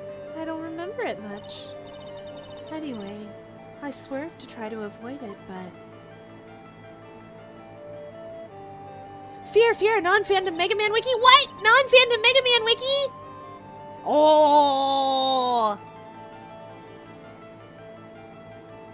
I just trained up and evolved my Salandit, so hopefully I can beat that totem, Togedemaru. Good luck! Togedemaru's steel type, though. Well, I guess Salandit has a fire attack or two. But be careful. But look out! The consequences! Hi, Glisten! Welcome in!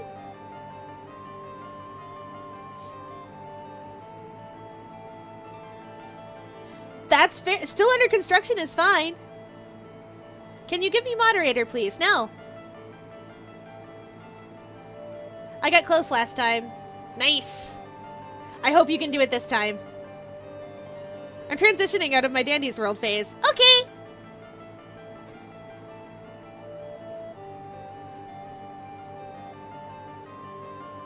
It's okay, Val.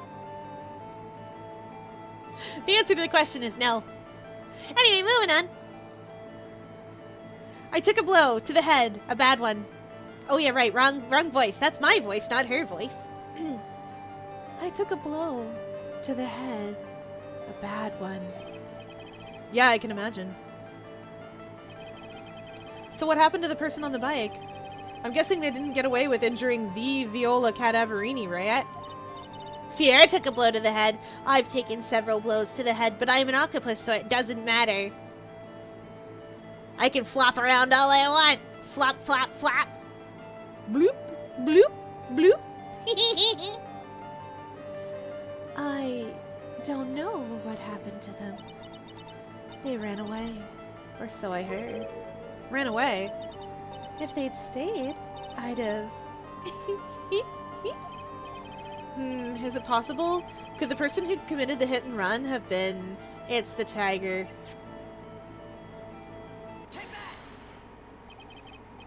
It was this man, wasn't it? He was the cause of your accident.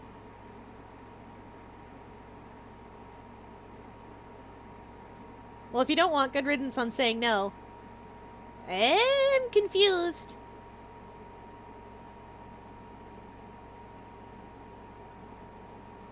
Highly confused. But okay, have fun, whatever it is you're doing.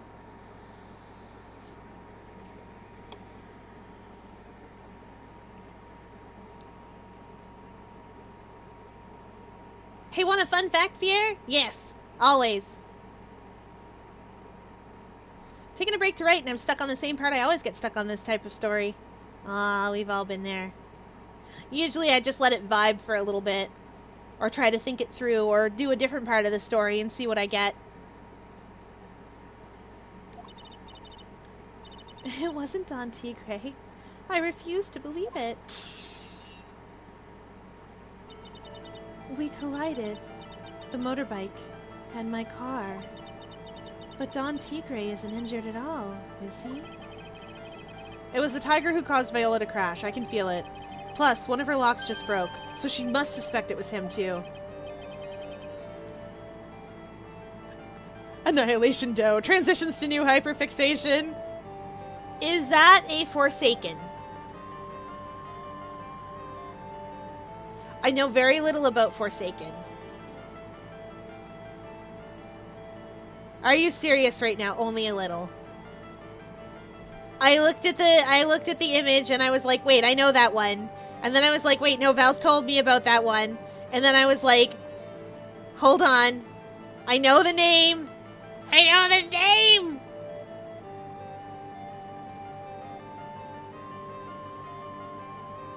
Just playing Astro 3003 and the emulator lagged a lot. Oh, we don't like when the emulator lags.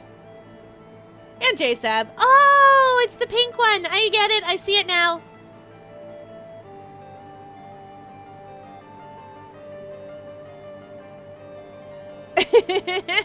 Blixerfier. Yeah, you're right. Listen, so here's the thing about me. I'm bad at names. See, also, can't even remember the name of the cute Madoka one with the sword that I like.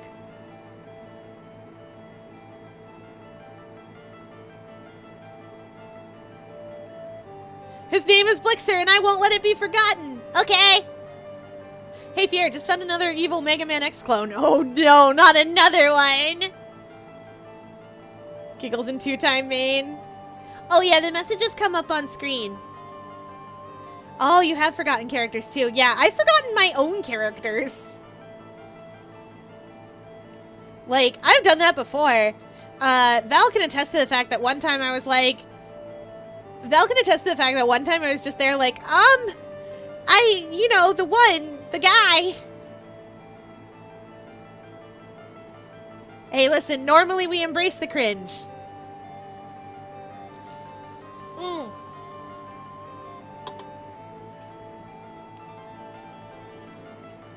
Anyways, I'm glad Grape Chat and Cherry Chat can speak to one another. This one time is just X. Oh, and this time is just X. X. X. Ooh, my favorite of my forgotten characters is Arbusk. She's gonna be a main character in the Carnival AU. Ooh, you're fun!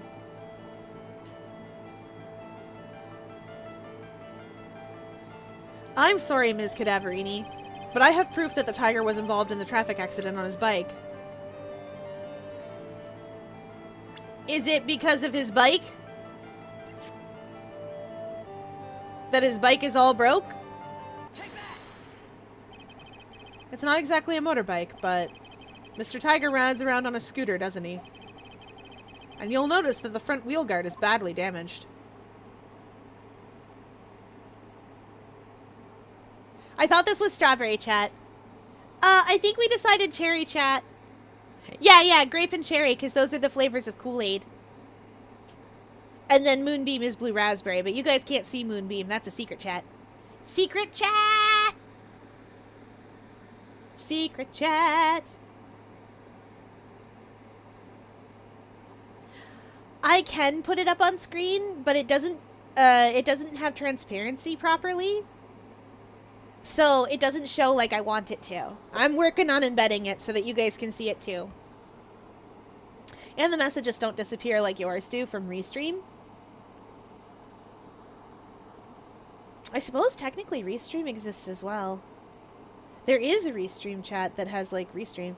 Are you playing Phoenix Wright or something? Yes, this is Phoenix Wright. This is Trials and Tribulation, the third game in the first trilogy. Saying hi from Blue Raspberry Chat. Hi, Val! If my tablet is charged, I'm going to work on that Broken Mast Bay animatic. Ooh, I believe in you. That I've been procrastinating on for a year. Animation is hard. It's so hard. There's so much drawings you have to do. Val, the teleporter, it's true. I will find you on Moonbeam once I actually find Moonbeam. If you're in the Discord, I have the Moonbeam link.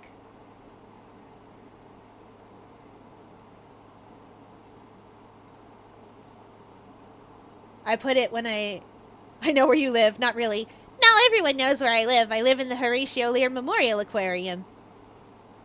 Where I'm a good little octopus. Who definitely, 100% is the best octopus here. I'm waiting patiently for staff to agree with me. They are looking at each other. They're giving that look. The, look. Yeah, I am narrating what you're doing. What do you mean, aren't you playing a game? Of course I am. We're playing Phoenix Wright. Is that why I'm so yappy? Yes! Yeah. I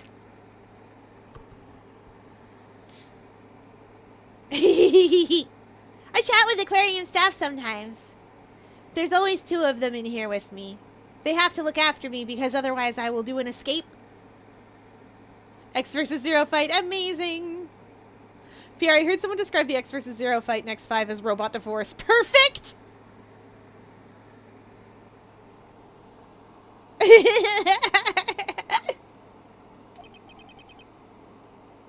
Ms. Cadaverini, you know the truth, don't you?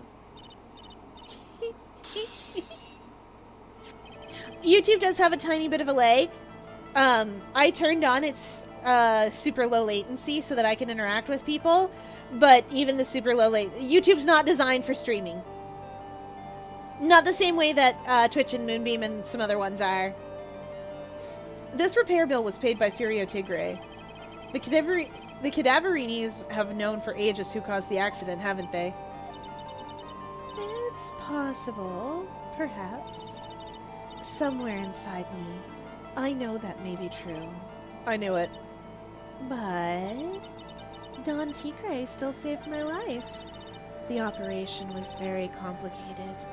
It was very, very expensive. How much are we talking? Do you know the dinosaurs? Wait, like the old sitcom? With the Creature Shop dinosaurs? With Eddie and his sister and Earl the dad and Baby? I remember, not the mama! Oh, and Grandma. I remember that, and I remember how it ended. Oh, that was devastating. Eddie, you. The end of that show was devastating. They just climate changed themselves to death. Are you shocked I know what that show is? You probably should be. I am a little. I've never heard of it. It is an old sitcom where everyone is dinosaurs. They look surprisingly good. Even though it's ancient, they are all done by costume work and puppetry and stuff. And honestly, I'm really impressed by how well they did. How much are we talking? Very, very, very expensive. She seems kind of hesitant about giving me an actual figure, so I should back off. Well, anyway, it was the tiger who paid for it, right? After I recovered, Don Tigre told me. He said he paid for the operation because... Body bang! Alright, we hydrate his chat demands. Well.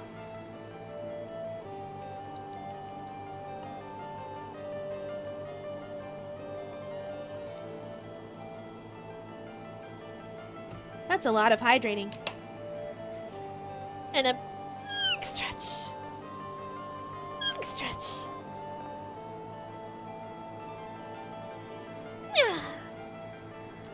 Okay. I love Little Shop of Horrors. I also love Audrey too. When you're on stage, that plant isn't usually an animatronic. There's normally somebody in there operating it.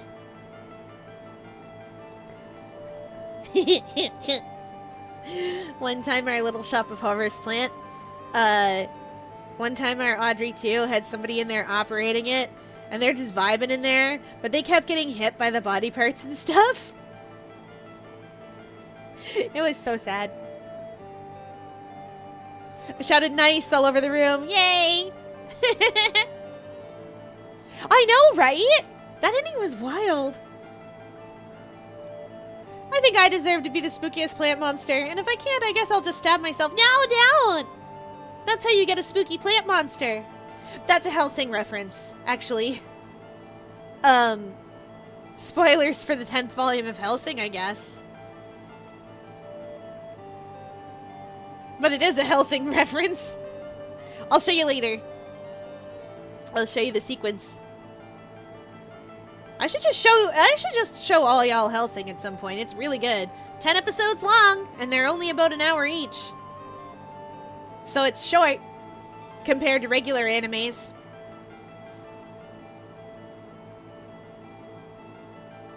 The reason was because I involved the chat with dinosaurs, even the Twitch. Yeah! Got Cherry and Grape chatting. Oh yeah. I believe him. Really? But do you honestly believe that to be true? Do you want to know what I think? I think the reason he paid for the operation wasn't because of you, but because of someone else. I think Bruto threatened him. I think Bruto knew. I think our man Bruto Cadaverini was like, you pay for my granddaughter's operation. Perhaps I shouldn't be saying this, but your grandfather, Bruto Cadaverini, controls a lot of dubious cash, right? And you are his beloved pride and joy. Sure, I don't know exactly how much the operation cost, but if you weren't the granddaughter of Mr. Cadaverini, do you think Mr. Tigre would have paid the money? $1 million. Jeez whiz! That's 100 million yen. We love yelling, take that. Get a venomous sword and have issues. Become a plant monster. Oh, that's the reference. No, I did need that spelled out. Don't disappear. We love catoids. We love catoids around here. Okay, tell us about the head bandage, ma'am. 4 months ago, I was in a traffic accident. That's why I needed the operation. When I woke up, they told me it was nothing serious. A simple procedure. Oh, really? Well, I guess if she recovered in 4 months, it couldn't have been too big. They said the operation cost $1 million. $1 million bucks? My grandfather ordered Don Tigre to pay $1 million in compensation. Compensation, huh? It's underworld lingo for paying money to settle a score. Basically, pay or get into some serious trouble. But $1 million bucks? This has to be related to our poisoning case somehow. Oh boy. I wanted to believe him. I wanted to trust what Don Tigre said.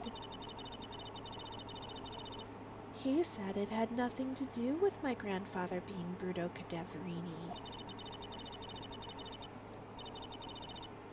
I wanted to believe he helped me because he cared about me, not about my grandfather. Update 4052 fractal encryptions! Catoid, get back here. Nah. Sometimes staff gets me with that. They'll be like, Fier, get back in here. And I'll be in a shell and they'll be like, come on, get back in here. And I'll be in a shell and they'll be like, fine, I'm going to get the bigger thing to secure you with. And they'll go, no, you'll never catch me. But then I'll have to come out to say that, and then they pull me out of the shell and they're like, gotcha. And then I cry and go, no. And then they do things like weigh me and test how big I've gotten. And write down notes on their little clipboards. Usually then they feed me a shrimpy or two.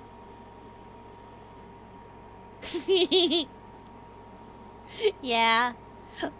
See, okay, so with larger octopi, you can secure them in things like laundry baskets. But I'm really small, I'm only 4 centimeters. So they take a meso strainer, and they secure me in that. It's just a little bigger than a tea strainer. They used to secure me in one of those, do you know those tea things that you squeeze them and you put tea inside and then you let them go and they close and then you put that in? The metal tea sweepers? They used to secure me in that, but I'm too big for that now. firmly secure in the tea strainer. I'm so good at this. I used to be 1 centimeter tall. I didn't even have glasses. They didn't know at the time that I needed glasses because it was a long time ago. Or maybe English people only have monocles. Or 2 monocles. Okay, but hear me out. Nessie entrapped Fier. There's Nessie tea strainers. Oh, there's Nessie tea strainers. Oh. No, I didn't mute. Wait, you can't hear me. If you can't hear me, you can't hear me. Wow, I'm bad at that. Anyway. Oh no, we made her cry. But I knew that wasn't really true. Wow, I'm so sorry. What did he get what he did to get the money was... It was evil. He said it was all for me. So I helped him. You helped him? In what way? Here. Take these. What are these? Medical papers? I'm Bruto Cadaverini's granddaughter. He had to pay compensation. He was made an offer. He simply couldn't refuse.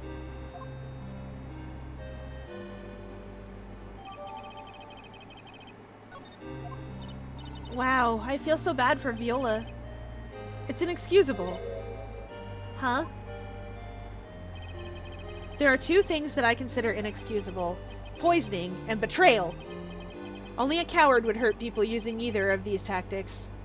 Oh, there's a reason Phoenix feels so strongly about poisoning. Do you remember how he met Mia? Do y'all remember how he met Mia? Oh, and betrayal on top of that. I'm sure we all remember how he met Mia. Well, because it's a depressing spot.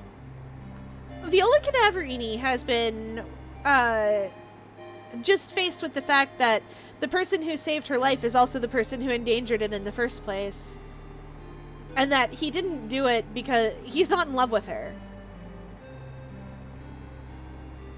He's doing this, he's deferring to her and helping her and doing these things because her grandfather is a mob boss. Is everything all right, Nick? We should get going. Right after we finish our espresso. Yeah. I won't need to convince Viola of anything else, so I guess I can get rid of this. Oh, we threw the repair bill into the trash.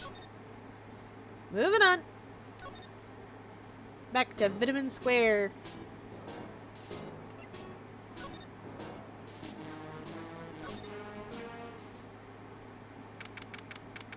We gotta move through these places to get where we're going. Oh no, it's John. This is John Armstrong. He is la petite little French girl. Bonjour. I have been waiting for you to return. Mr. Armstrong? Good timing. I was hoping to find you here. We'd like to ask you a few questions. Well, he hasn't got anything to say to yous, fellas. Ah! It's Chinny Hop. Who are you calling Zinny O? Ah! Come out from under the table already, Maya. Okay, hand it over. What? You just want to play games with me? I don't recommend that. The medical papers now.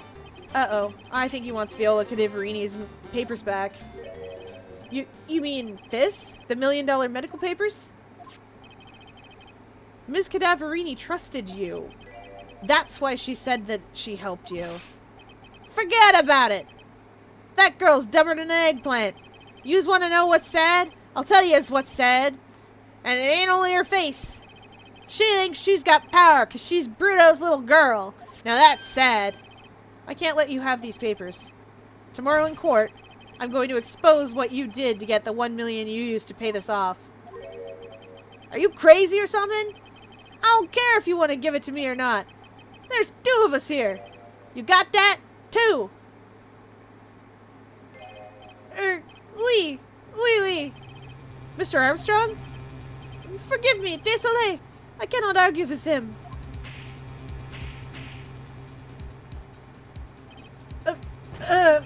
That really hurt. Is that all you's got? I'll be taking those papers now. Armstrong, get that lighter. Wait! Don't take it too hard, Phoenix, right? That was so stupid. I shouldn't have let my guard down. Yeah, Phoenix, you're in Capcom versus Marvel. Marvel versus Capcom. Those medical papers were vital evidence. Hold it, pal. Detective Gumshoe? Yeah, Gumshoe! I'm confronting the one who ruined my life. That's a mirror. Yep. Oh, I think we've all been there. Yeah, the devil's here. His name is Don Tigre. The tiger. Also, désolé does just mean sorry. In case anyone's curious. You can battle, not in this game. Phoenix is in Marvel vs. Capcom. Because people kept begging for him to be in Marvel vs. Capcom. And the folks who make that game were like, how would he's not a fighting game character. How would he even fight? So instead of fighting, he just like trips and like spills evidence and stuff. And his like big thing is objection. And the judge hits you with a hammer. It's great. The tiger. He. Detective. You think you're gonna stop me, Copper? Beat it. War. Hi, I'm back from being annoying. Hello! Welcome back. As a catoid, did you scratch all of the furniture or just some of the furniture? But when they looked at you to be like, stop scratching the furniture, you just did more. You just scratched faster. Until they picked you up and said no. And put you back here. I assume catoids also scratch furniture. Like cats. No, it was because I was annoying here. No, you ain't. Just make him use psychic powers because he's smart. I mean, Phoenix is borrowing psychic powers. Whoa! Come on, Gumshoe, keep it together. You guys, get out of here. Leave this guy to me. But, go, pal, and take this. If you get hurt, who'd look after Maggie, huh? All right. Thanks, Gumshoe. Wait, Nick, don't leave me behind. Oh, Maya. I'll get even with that guy tomorrow. In court. Tenderlander is going down. Yeah!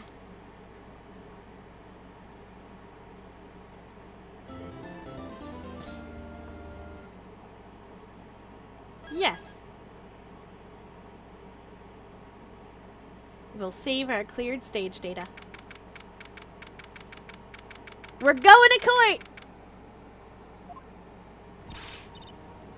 Oh no, I have to voice Maggie again. Give me 2 seconds to find the proper vocal position. Maggie, I gave a bit of a sort of... You know the fake TV Irish Scottish brogue sound? I gave her that, and you'll have to bear with me. Okay, Maggie, what's your noise? What do we say?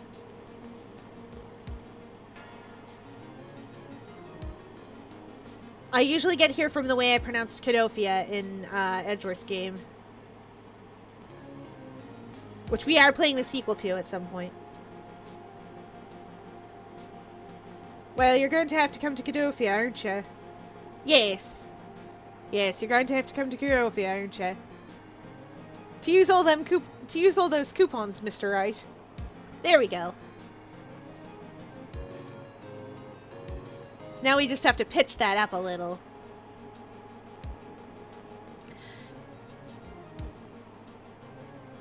Good morning, Mr. Wright. Good morning, Mr. Wright. Good morning, Maggie.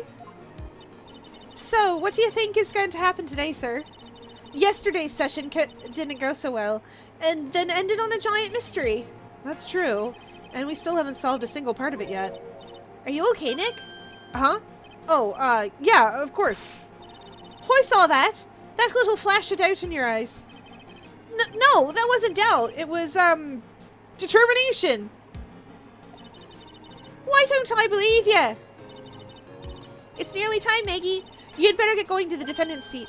Roger. Don't let me down, Mr. Wright. I'm counting on you.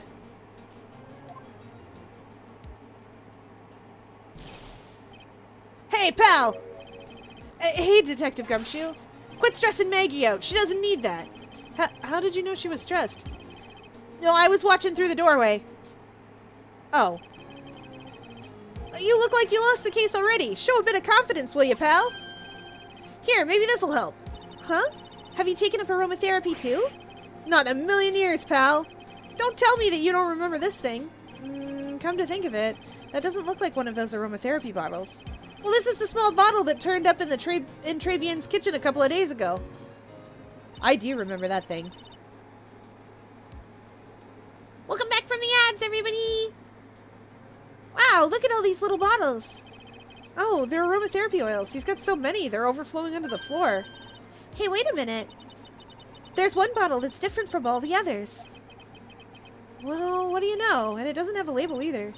And it doesn't smell. We finally got the analysis results back from the lab. So, what was it? Is it the poison? I'm afraid not, pal.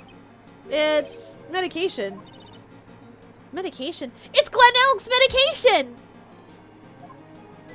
Yeah, for ears. Topical use only, apparently. For ears? You mean... Yeah, it's the medication Glen Elg was using for his ruptured eardrum. What was Glen Elg's ear medicine doing in the kitchen? What was Glen Elg's ear medicine doing in the kitchen? Ooh! Ah! Wait, do you think...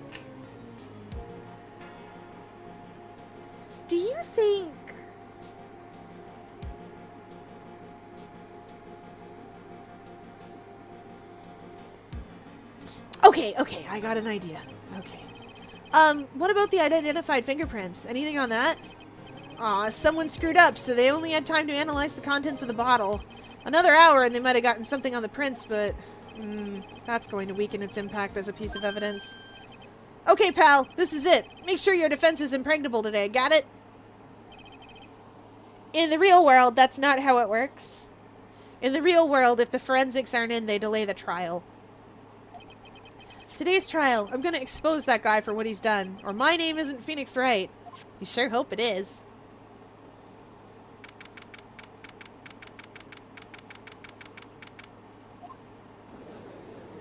Hey, it's Godot! Oh, I have to voice Godot again, too. Oh, no. Fam, I got so many voices to do in such quick succession. It's gonna be a miracle. Sir, wait for the evidence. I know you would request to start a little late. You'd be like, sir, judge, please, I know this sucks, but we're not done the forensics. Except you wouldn't even do that because all that stuff would be well done before you get into court. Like, the reason that court takes so long is partially because court takes a long time, but also partially because they do all the investigation stuff previous to doing court. That's how it works. I'm still procrastinating. You can do it! Draw 3 lines. Literally draw 3 lines. Maybe you will keep drawing, maybe you won't. But it doesn't matter because you'll have those 3 lines. I'm tricksy like that.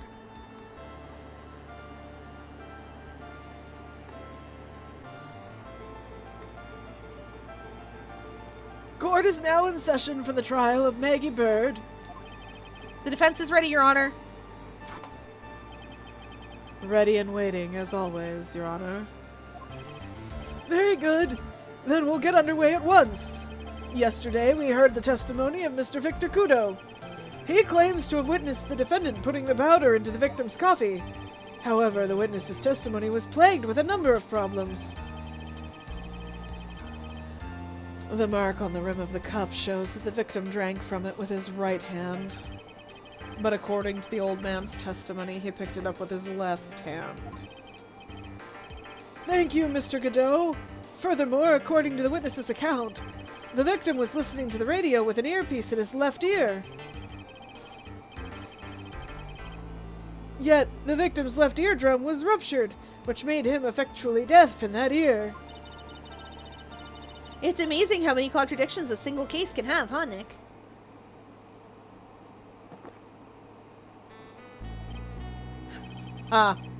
Allow me to enlighten you, Your Honor. The world, you see, keeps turning, and we must turn with it. You've lost me already, Mr. Godot. Don't let the mysteries of yesterday mystify you today. Only losers think like that. You've got to change with the times. That's one of my rules. Are you implying that you've resolved these contradictions? You know the answers to these riddles. Oh wait, you know the answers to these riddles? The old guy wasn't just throwing seed in here. He was throwing us off the scent. And today I'll prove it. Very well. Let the first witness take the stand. Hi, John Armstrong. And you are? Oh, bonjour, everyone! I am Jean Armstrong, the owner and head chef of Très Bien Restaurant. Enchanté! Forgive me for asking, witness, but are you a woman? Ooh la la, monsieur! As you can see, I am le pert and perky gentleman, no? So every Phoenix Wright game has a case that people are like, that's a touch problematique, TM, don't you think? This isn't, we're trying to marry a 16-year-old. And she's into the dummy. Complicated. But this case. On the day of the incident, you were in Très Bien's kitchen. Isn't that right? Was you, monsieur? Everything feels right.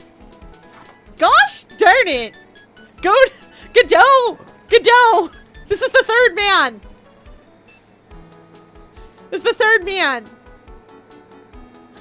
Haha. Wow, he's totally unfazed. Doesn't anything intimidate this guy? Sigh.mp3!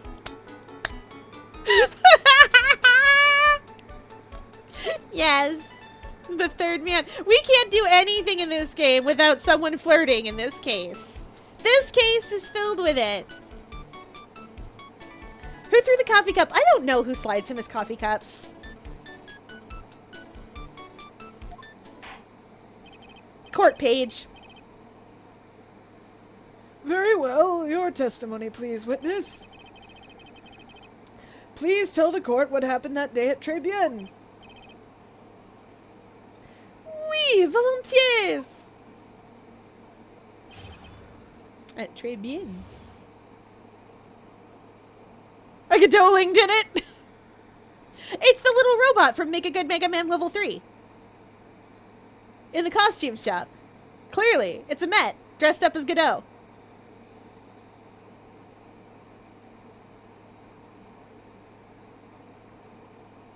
Yeah, the Godot bot. Yeah, you remember. You were the one who pointed that out. You directed me to him. He's a little Met dressed up as a Godot, I think. I'm not sure. He's certainly just Godot's visor and hair. When it all happened, there were just 2 customers in my restaurant. I remember I was experimenting with some new art decos that day.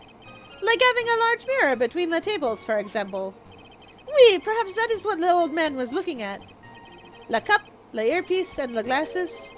You would have seen everything in reverse, no? That's not a Met. Met's a little hard hat, guys. I thought because he was short and kind of round and on the ground that maybe he would pop up and there would be a Met underneath. I know the little hard... I was hoping. I love the little hard hat guys. They're so cute. I want to make one. I could make one. Chat, I have the power of crochet. If I understuff something like that, I could even stuff it inside the hard hat so that it could pop out and pop in. Like a popple. Y'all remember popples, right? I do. I had Hostess munchies too. That you could unzip them and fold them in and they would become a chip bag. And if you unzip that, you could push it the other way and zip it up the back and they'd become a munchie. No one remembers Hostess munchies. It was one of those little invincible Roombas that sped up when you stand on their platform. Oh, those guys! Oh, cute. Waller.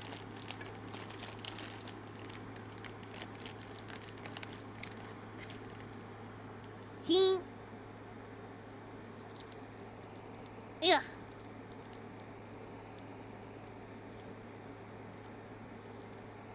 I hunger for rockets, chat. You'll have to bear with me.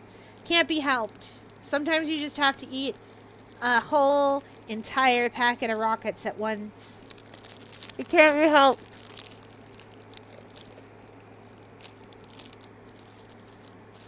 If that's what you gotta do. Nope, nope.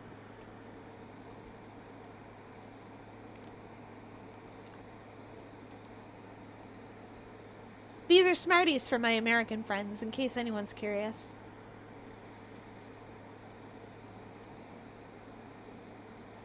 Mm. Mm.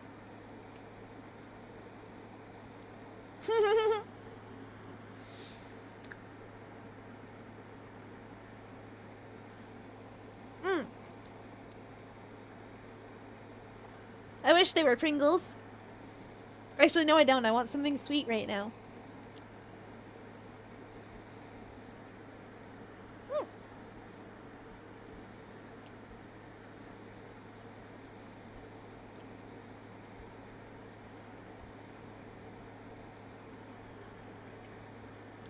Oh my!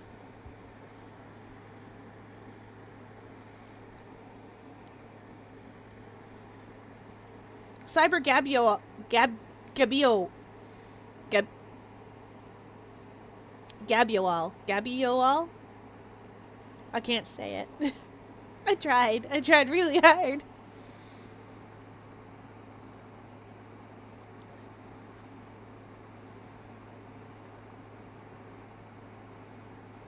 Goyoal, I believe. That makes sense. Oh, Gabual. That makes sense. Like a globule, but a Gabual. Okay. Mirror? Oui, a grand mirror. La most enormous mirror.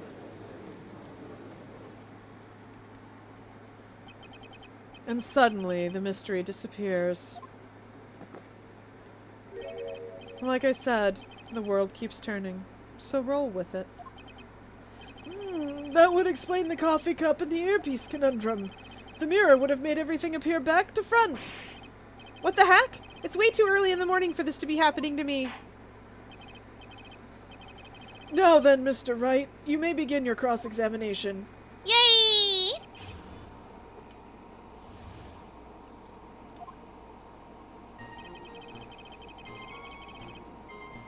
Okay.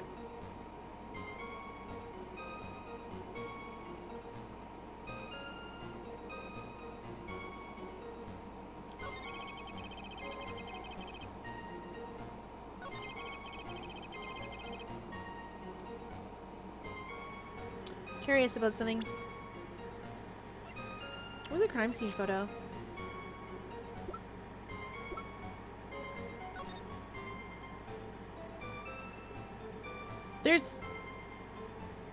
There's no mirror here, or if there is a mirror here, then shouldn't that vase be broken?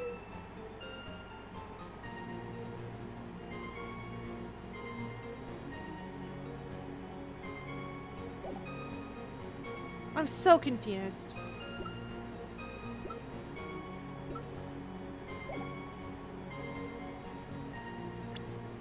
What have we got in here?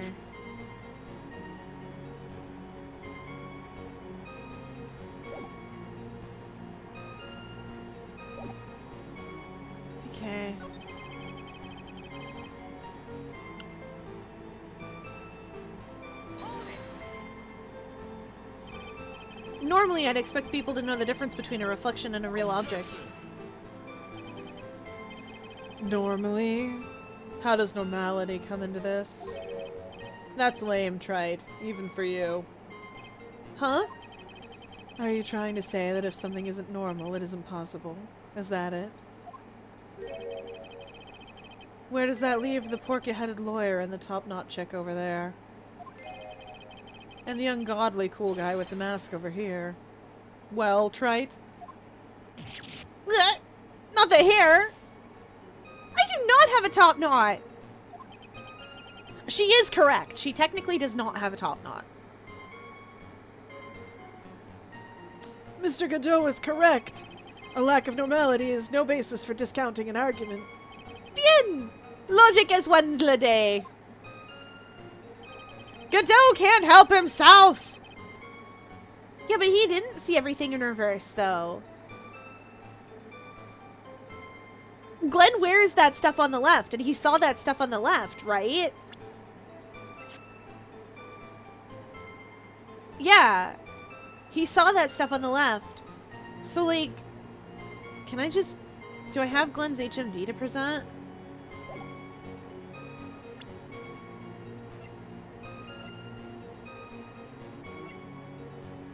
No. Maybe if I just put Glenn himself?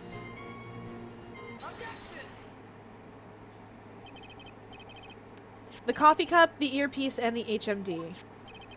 Let's think back over Mr. Kudo's testimony for a second, shall we?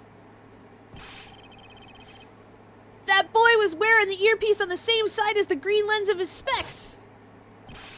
No question. You can lock me if I'm wrong. It was his left ear, without a doubt. So to summarize, we were told both the HMD and the earpiece were on the victim's left side. Now, if Mr. Kudo saw all that as a reflection in the mirror, it means both the HMD and the earpiece would actually be on the victim's right side. Exactement! You see, monsieur? Now that you think about it, it is not so hard, no? Unfortunately, that's where we run into a monumental contradiction with the facts. If Mr. Kudo really did see everything in a mirror, why is it that the HMD is now on the wrong side of his head?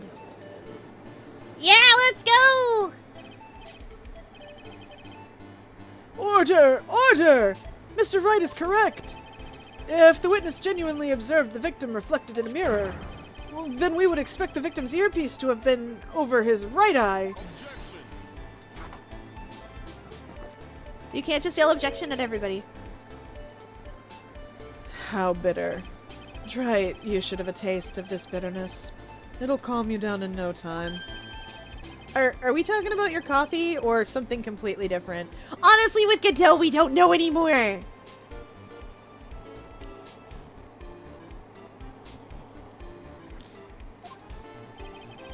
You don't understand the way the witness thinks. Well, how he thinks. You remember this, I presume. The I broke the vase, sorry, apology, Mr. Kudo's sworn testimony? Exactly. The old man has one very grievous habit, other than throwing seeds. The more of an impression something makes, the more muddled his mind makes it. And what's the most striking thing about Mr. Elg? Well, clearly it's the victim's eyepiece. That's my point. The old man strikes again. Mr. Elg's HMD made a big impression on the old man.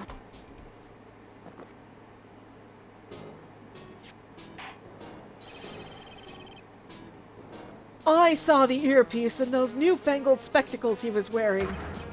Oh yes, they were both on his left ear. Do you hear? His left ear. Ah. Well, try it. Doing Godot's impression of the old man was fun. I like that. I like doing character impressions of other characters in that character's voice. That's fun. News! What news from the front? From the war.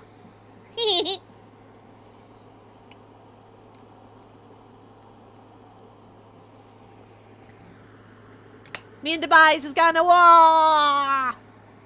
Is what I would say if I were an orc. If I could paint things red and make them go but faster. That's the worst but best impression of Kudo ever. Wow, I really thought he was old CD for a minute there. Godot's good. Aw, the one time I should have used my proper character voice. I opened a can of sliced olives. We love olives here. There's so much salt in them. Enough! I must agree that yesterday's witness was irresponsibly rash in much of his testimony.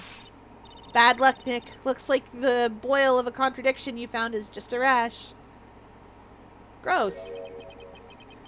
A mirror can't be beaten by a handful of seeds, nor can it lie. So, what exactly was the old man looking at? Fill us in, Mr. Armstrong. Go on. Tell the court. We're all ears. Oui! I can explain. Please, if you will look at the floor plans of the restaurant. I keep trying to put Z's in there, like I do for Francisca. Alors, is everyone sitting comfortably? La mirror, it was in the middle of the restaurant, dividing the two halves. There is only one seat from which you could have seen an image of the victim. That was the seat at the table, next to the victims. That was where the old man was sitting. After the terrible incident occurred. After the terrible incident occurred, I moved the mirror so it was not in the way. But naturally, I did not touch anything else. That is not true. That is not true. You touched the lottery ticket. That's the most feminine man I've ever seen. That's the whole joke with Jean Armstrong. He is extremely French and extremely femme. Yeah! From the table next to the victims, Mr. Kudo could have seen the victim in the mirror. What a naughty little coquette I am, confusing all the men like this. Anyway, this is a very common trope, or it was a very common trope, especially in Japanese media. To have the, like, super femme, like, big bara super femme guy. It's fallen out of favor these days, but in ye olden days of the 1990s and early 2000s, this was still a thing. Is it odd that I simultaneously want to throw Godot into a metal press and kiss him at the same time? No, it's not that odd. There are a number of characters that I'm just like, ooh, I hate you. But also, you got something. One day I'm going to be banned from Vine Boom. Never. I let people use whatever sound effects I have. Don't worry about it. We can keep up. Except for the guy breaking out in a cold sweat over there again. Godot! Why are you like this, sir? Ugh, I hate that guy. You said you didn't touch anything else apart from the mirror. Are you quite sure about that? Well, yes, of course. Very well, Mr. Wright. Your cross-examination, if you please. Oh, I am going straight to number 6. I don't care about any of the rest of that. We are going straight to statement last one. Yeah, I don't care. I bet you did touch other things. I'm going to show you the crime photo and I'm going to be like, look! You touched them lottery tickets. It's not true. Where's the crime photo? Bang! Crime photo.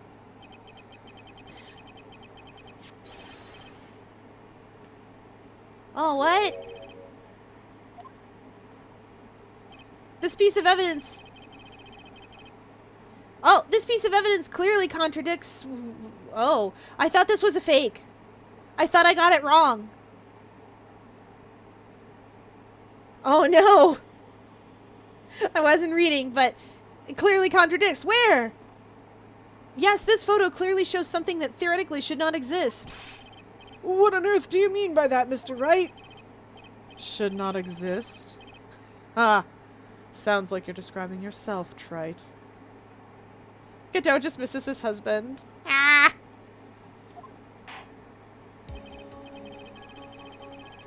No, he misses his dad, Edgeworth.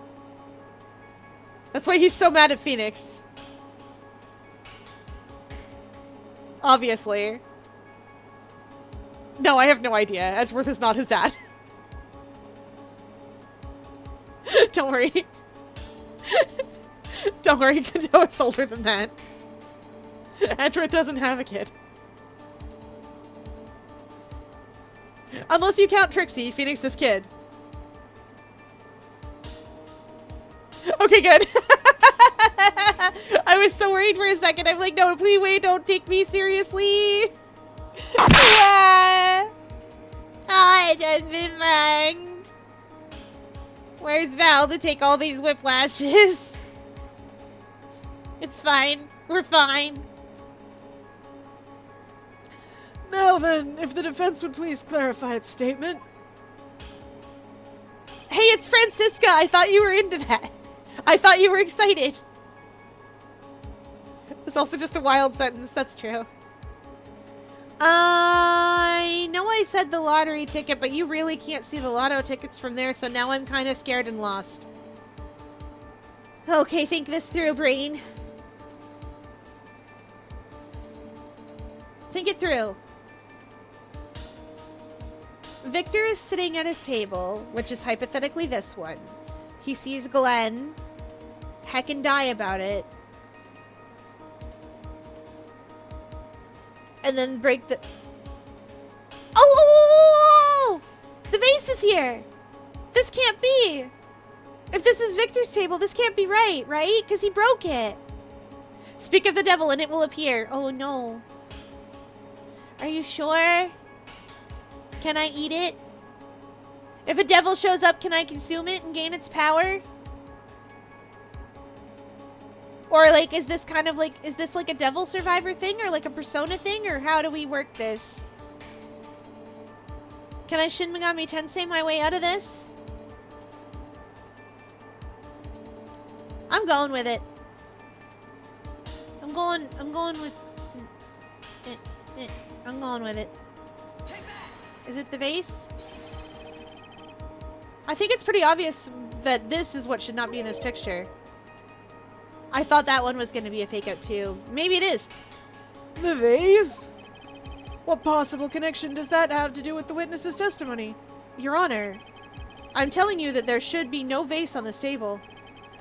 Because it very clearly contradicts with this piece of evidence. Oh no, not again! Wait, no, Victor's broke the vase. Yeah. When the incident occurred, I broke the vase at my seat. I'm sorry. Yeah, okay. No, I'm the devil. I'm talking about myself in a negative way. No, you would never do that. Not in this house. We don't talk about ourselves in a negative way in this house, or we try not to.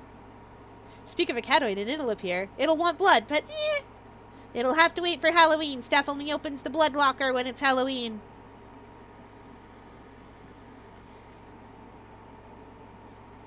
That's when we get the blood about it.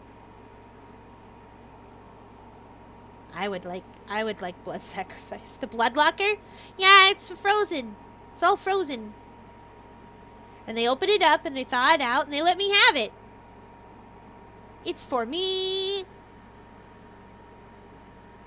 You guys have seen pictures. I'll show you pictures from around last Halloween of me snacking away. But I can steal a key. Oh, you could. You'd have to steal a security card, though. They don't really use, like, physical keys too much. Mostly because I can get into the keyholes. They're small enough to allow me entrance, and then I can wiggle things around. And I watch a lot of lock-picking lawyer. So I just wiggle around, and I'm like, little click out of one. They don't have a one large metal key? Lame. I know, right? They don't, though. It's rude. How dare. How dare.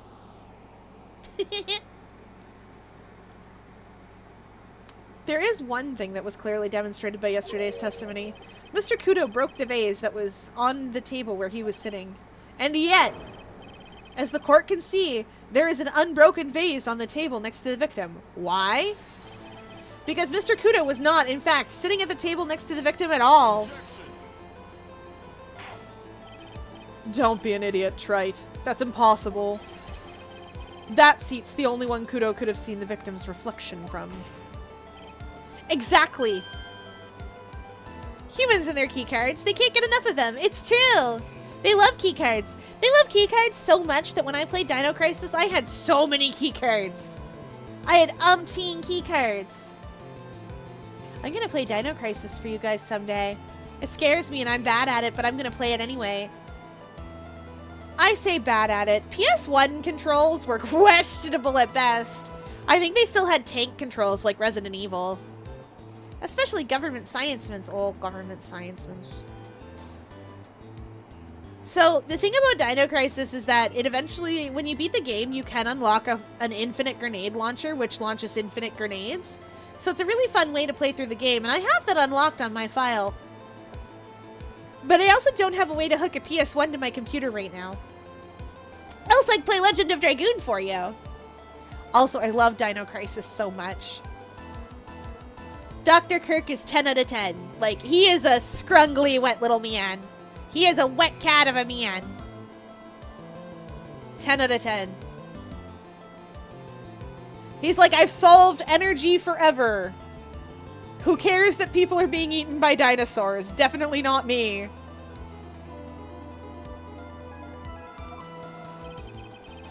There's only one conclusion we can draw from this contradiction. There was no mirror in Très Bien that day. Your testimony, Mr. Armstrong, is an elaborate lie.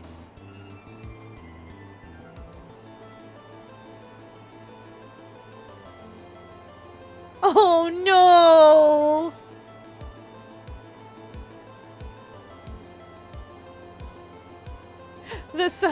The longing is real. Sheik dislikes the idea of wet cats. That's fair. Ellie also dislikes the idea of wet cats. But, despite the fact that I cannot pick Ellie up because I am 4 centimeters tall and also because she does not like it, despite the fact that I cannot pick Ellie up, boy howdy am I going to find a way to sit on her like I did on Roxy. I bet she'd tolerate it. She loves pets. Am I a wet cat man? Gender neutral. Maybe! She'd maybe become a mod for a husband hotel game so I'd make friends. Oh, friend making is important. Mon Dieu! Don't try to confuse the court, Trite. Obviously, the witness cleaned up the vase, while the police were taking their time getting to the crime scene.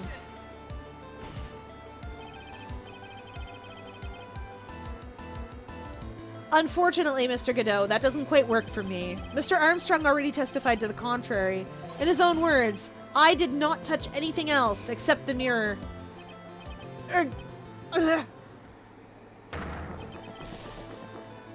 He's just chugging that coffee. Capcom, where's my Godot branded coffee mug? I don't know, but I would drink out of that object. I was right. There was no mirror in the restaurant that day. In light of this revelation, we return back to the original problem. Why did the victim have an earpiece in an ear in which he could not hear? You only get one shot in life. There's no turning back. If you want to claim that the mirror wasn't there, Trite, then this problem is all yours. How do you explain what the old man saw? If I can answer this, then I'll be that much closer to the truth. I can feel it! Are you gonna be okay? Can you really solve this contradiction, Nick? There's more than one contradiction. There's more than just this one contradiction, Maya. What do you mean? Remember what Maggie told us? There was another man at the victim's table. And there was a sample CD on the victim's table. It all flies in the face of Mr. Kudo's testimony. And I think I know the reason why nothing in this case is adding up. Oh. Oh.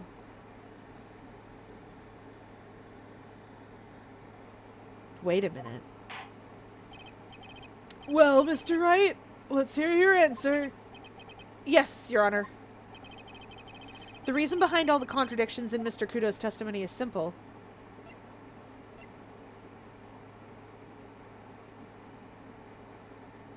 Oh no! Guys, I figured it out! I figured it out. What's Glenn's bottle of medicine doing in the kitchen? He applied it. Got like the first 100 frames. See? You did it. The trick when you're procrastinating is literally just to start. And the way I find to just start something is just be like, all right, just write like a few words. Write a couple of words. Write like a sentence. When I'm writing, of course.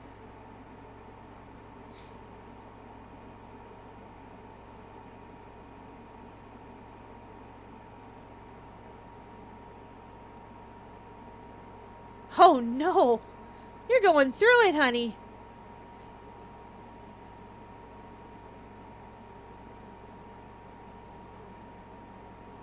Hopefully I'll be done soon. I believe in you!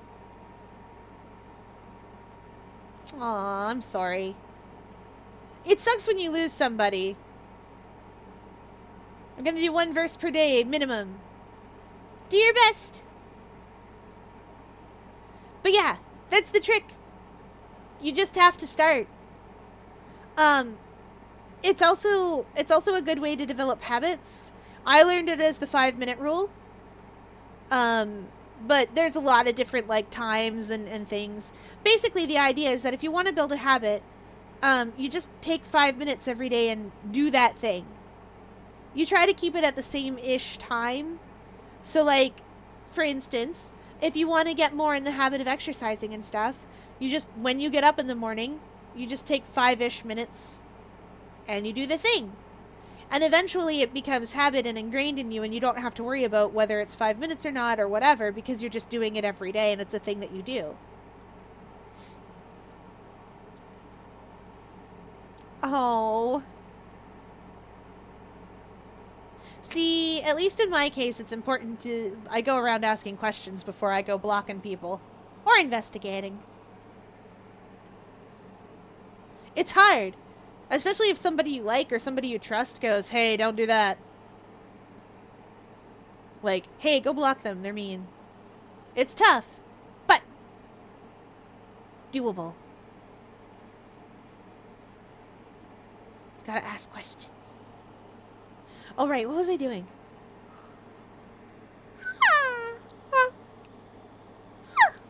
Playing the video game!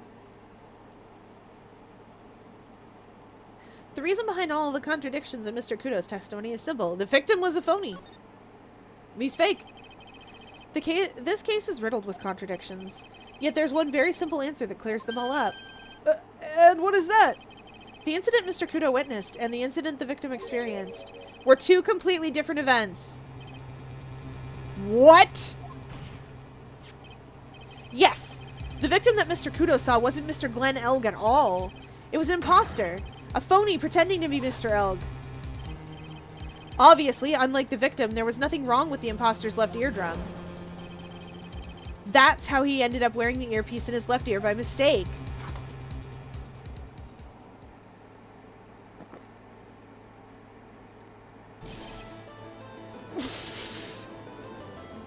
I love how Godot takes a chug of coffee just to do a spit take.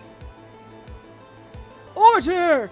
Order in the court! Settle down or I'll clear the courtroom. Quiet, Gramps. Why don't you clear out of here, huh? What did you just say? Wright, are you saying that what Mr. Kudo saw was a setup?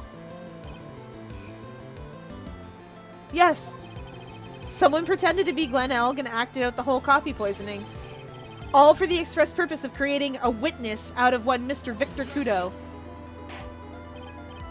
Get real, Trite. Why would anyone want to do that? Isn't it obvious? The thing Mr. Kudo was most insistent about was in his testimony. Aw, the serving girl brought him a Javachino, but she put something in it. That's the serving girl right there, in the defendant's chair. I remember her well.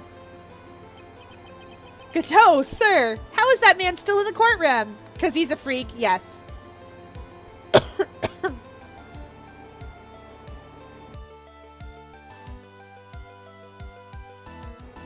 It's 'cause he's a freak.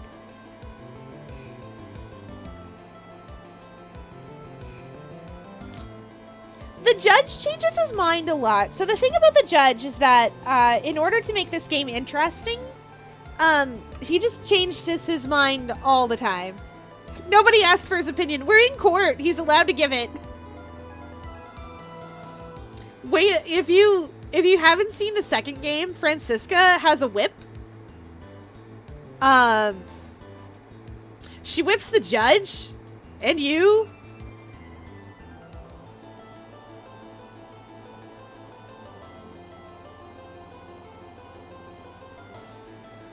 Oh, good. I have him on Xbox. Neat.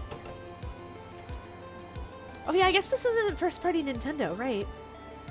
It's so hard to believe, but There was one and only one reason to show Mr. Kudo this fake poisoning.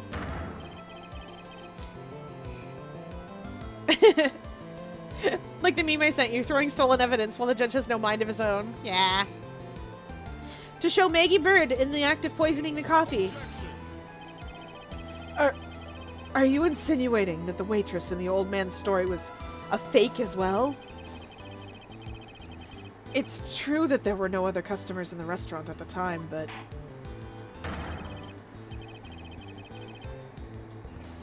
it's also true that the chef was there. He would have noticed what was happening. That's right!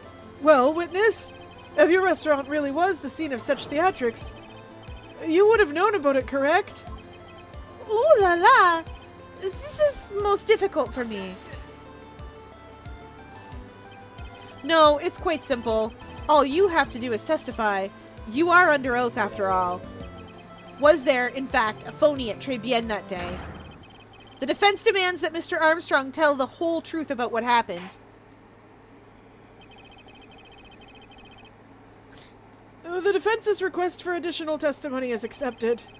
The judge actually accepted something we asked for! Oh! Congratulations, everyone! We did it! You will accurately explain in detail the events in the restaurant that day. Oui.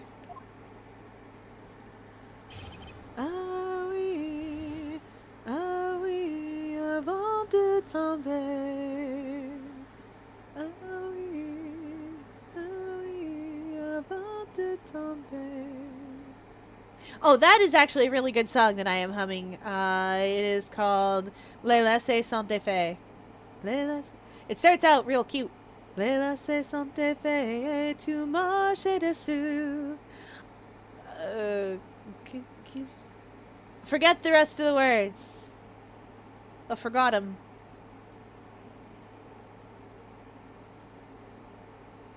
But it's a good song, and I really like the band. They also do, oh golly.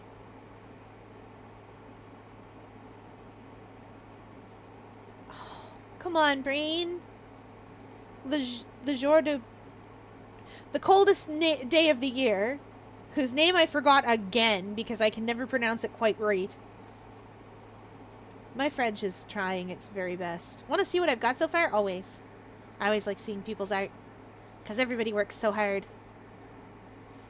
And... Come on. Tais-toi mon corps.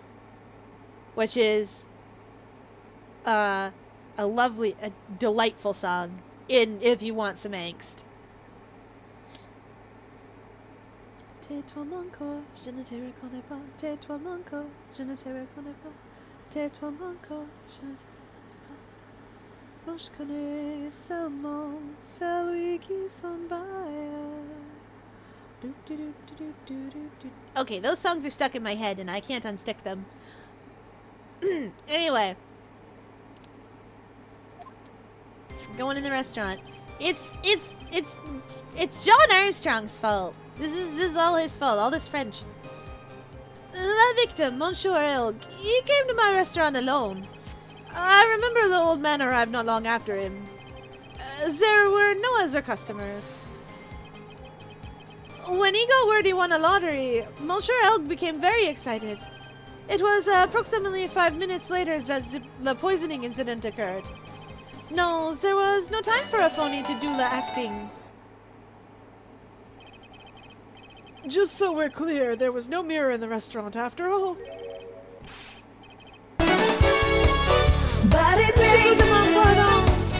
Forgive me, Your Honor. I lied because I wanted this mess to be cleared up quickly. What you have just done is commit perjury, Mr. Armstrong. Are we finally punishing someone for perjury? In this court? In this court? Chat! What is the world coming to? The judge accepted our proposally thing. We're finally mentioning the word perjury. That's not true, Val. Alright, we hydrate as chat demands.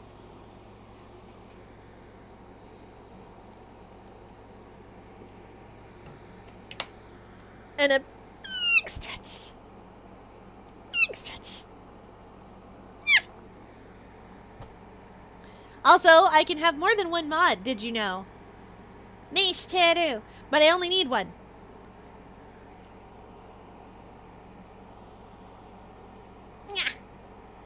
And we'll do obliques about it. 1, 2, 3, 4, 5, 6, 7, 8, 9, 10. And you're far more active than me, and Fair likes you more. Excuse you? Val! Val! You're being silly. You're being silly. First of all, I like everyone in my chat. Oh, it didn't record the audio. Oh, no. First of all, I like everyone in my chat. Second of all, you are in VC with me practically every night. Like, vibin'. I taught you to play Guild Wars. You taught me to play Dandy's World. I downloaded Roblox about it. Come on now. It does. No, it does. Oh, I see what's going on here. I see what's happening. Anyway, for a moment, we are going to talk about perjury. Because I can't save yet. I will decide how to punish you later. Contempt of court! That's how you punish someone who does perjury! Ooh.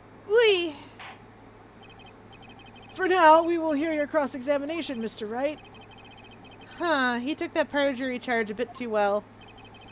But I'm guessing he'll be in more serious trouble after this cross-examination. No idea what to do for the second course. I would say leave it alone for a minute. It'll come to you. Okay, can I save? Yes! Amazing. 10 out of 10.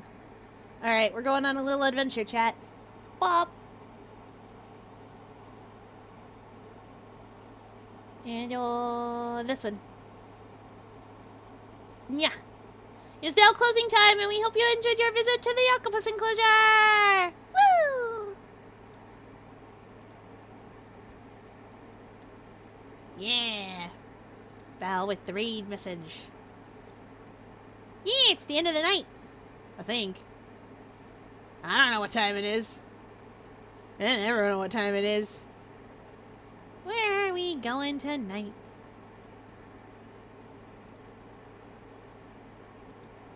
Oh.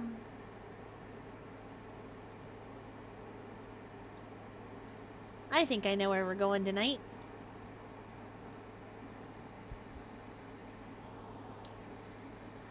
We're gonna go see Afe. Afe's doing some sewing, making him real. Alright, that is it for tonight, everybody. I will see you all tomorrow. It's Guild Wars 2 night tomorrow. Right? Right, chat? It's definitely Guild Wars 2 night tomorrow. I have no idea what day it is.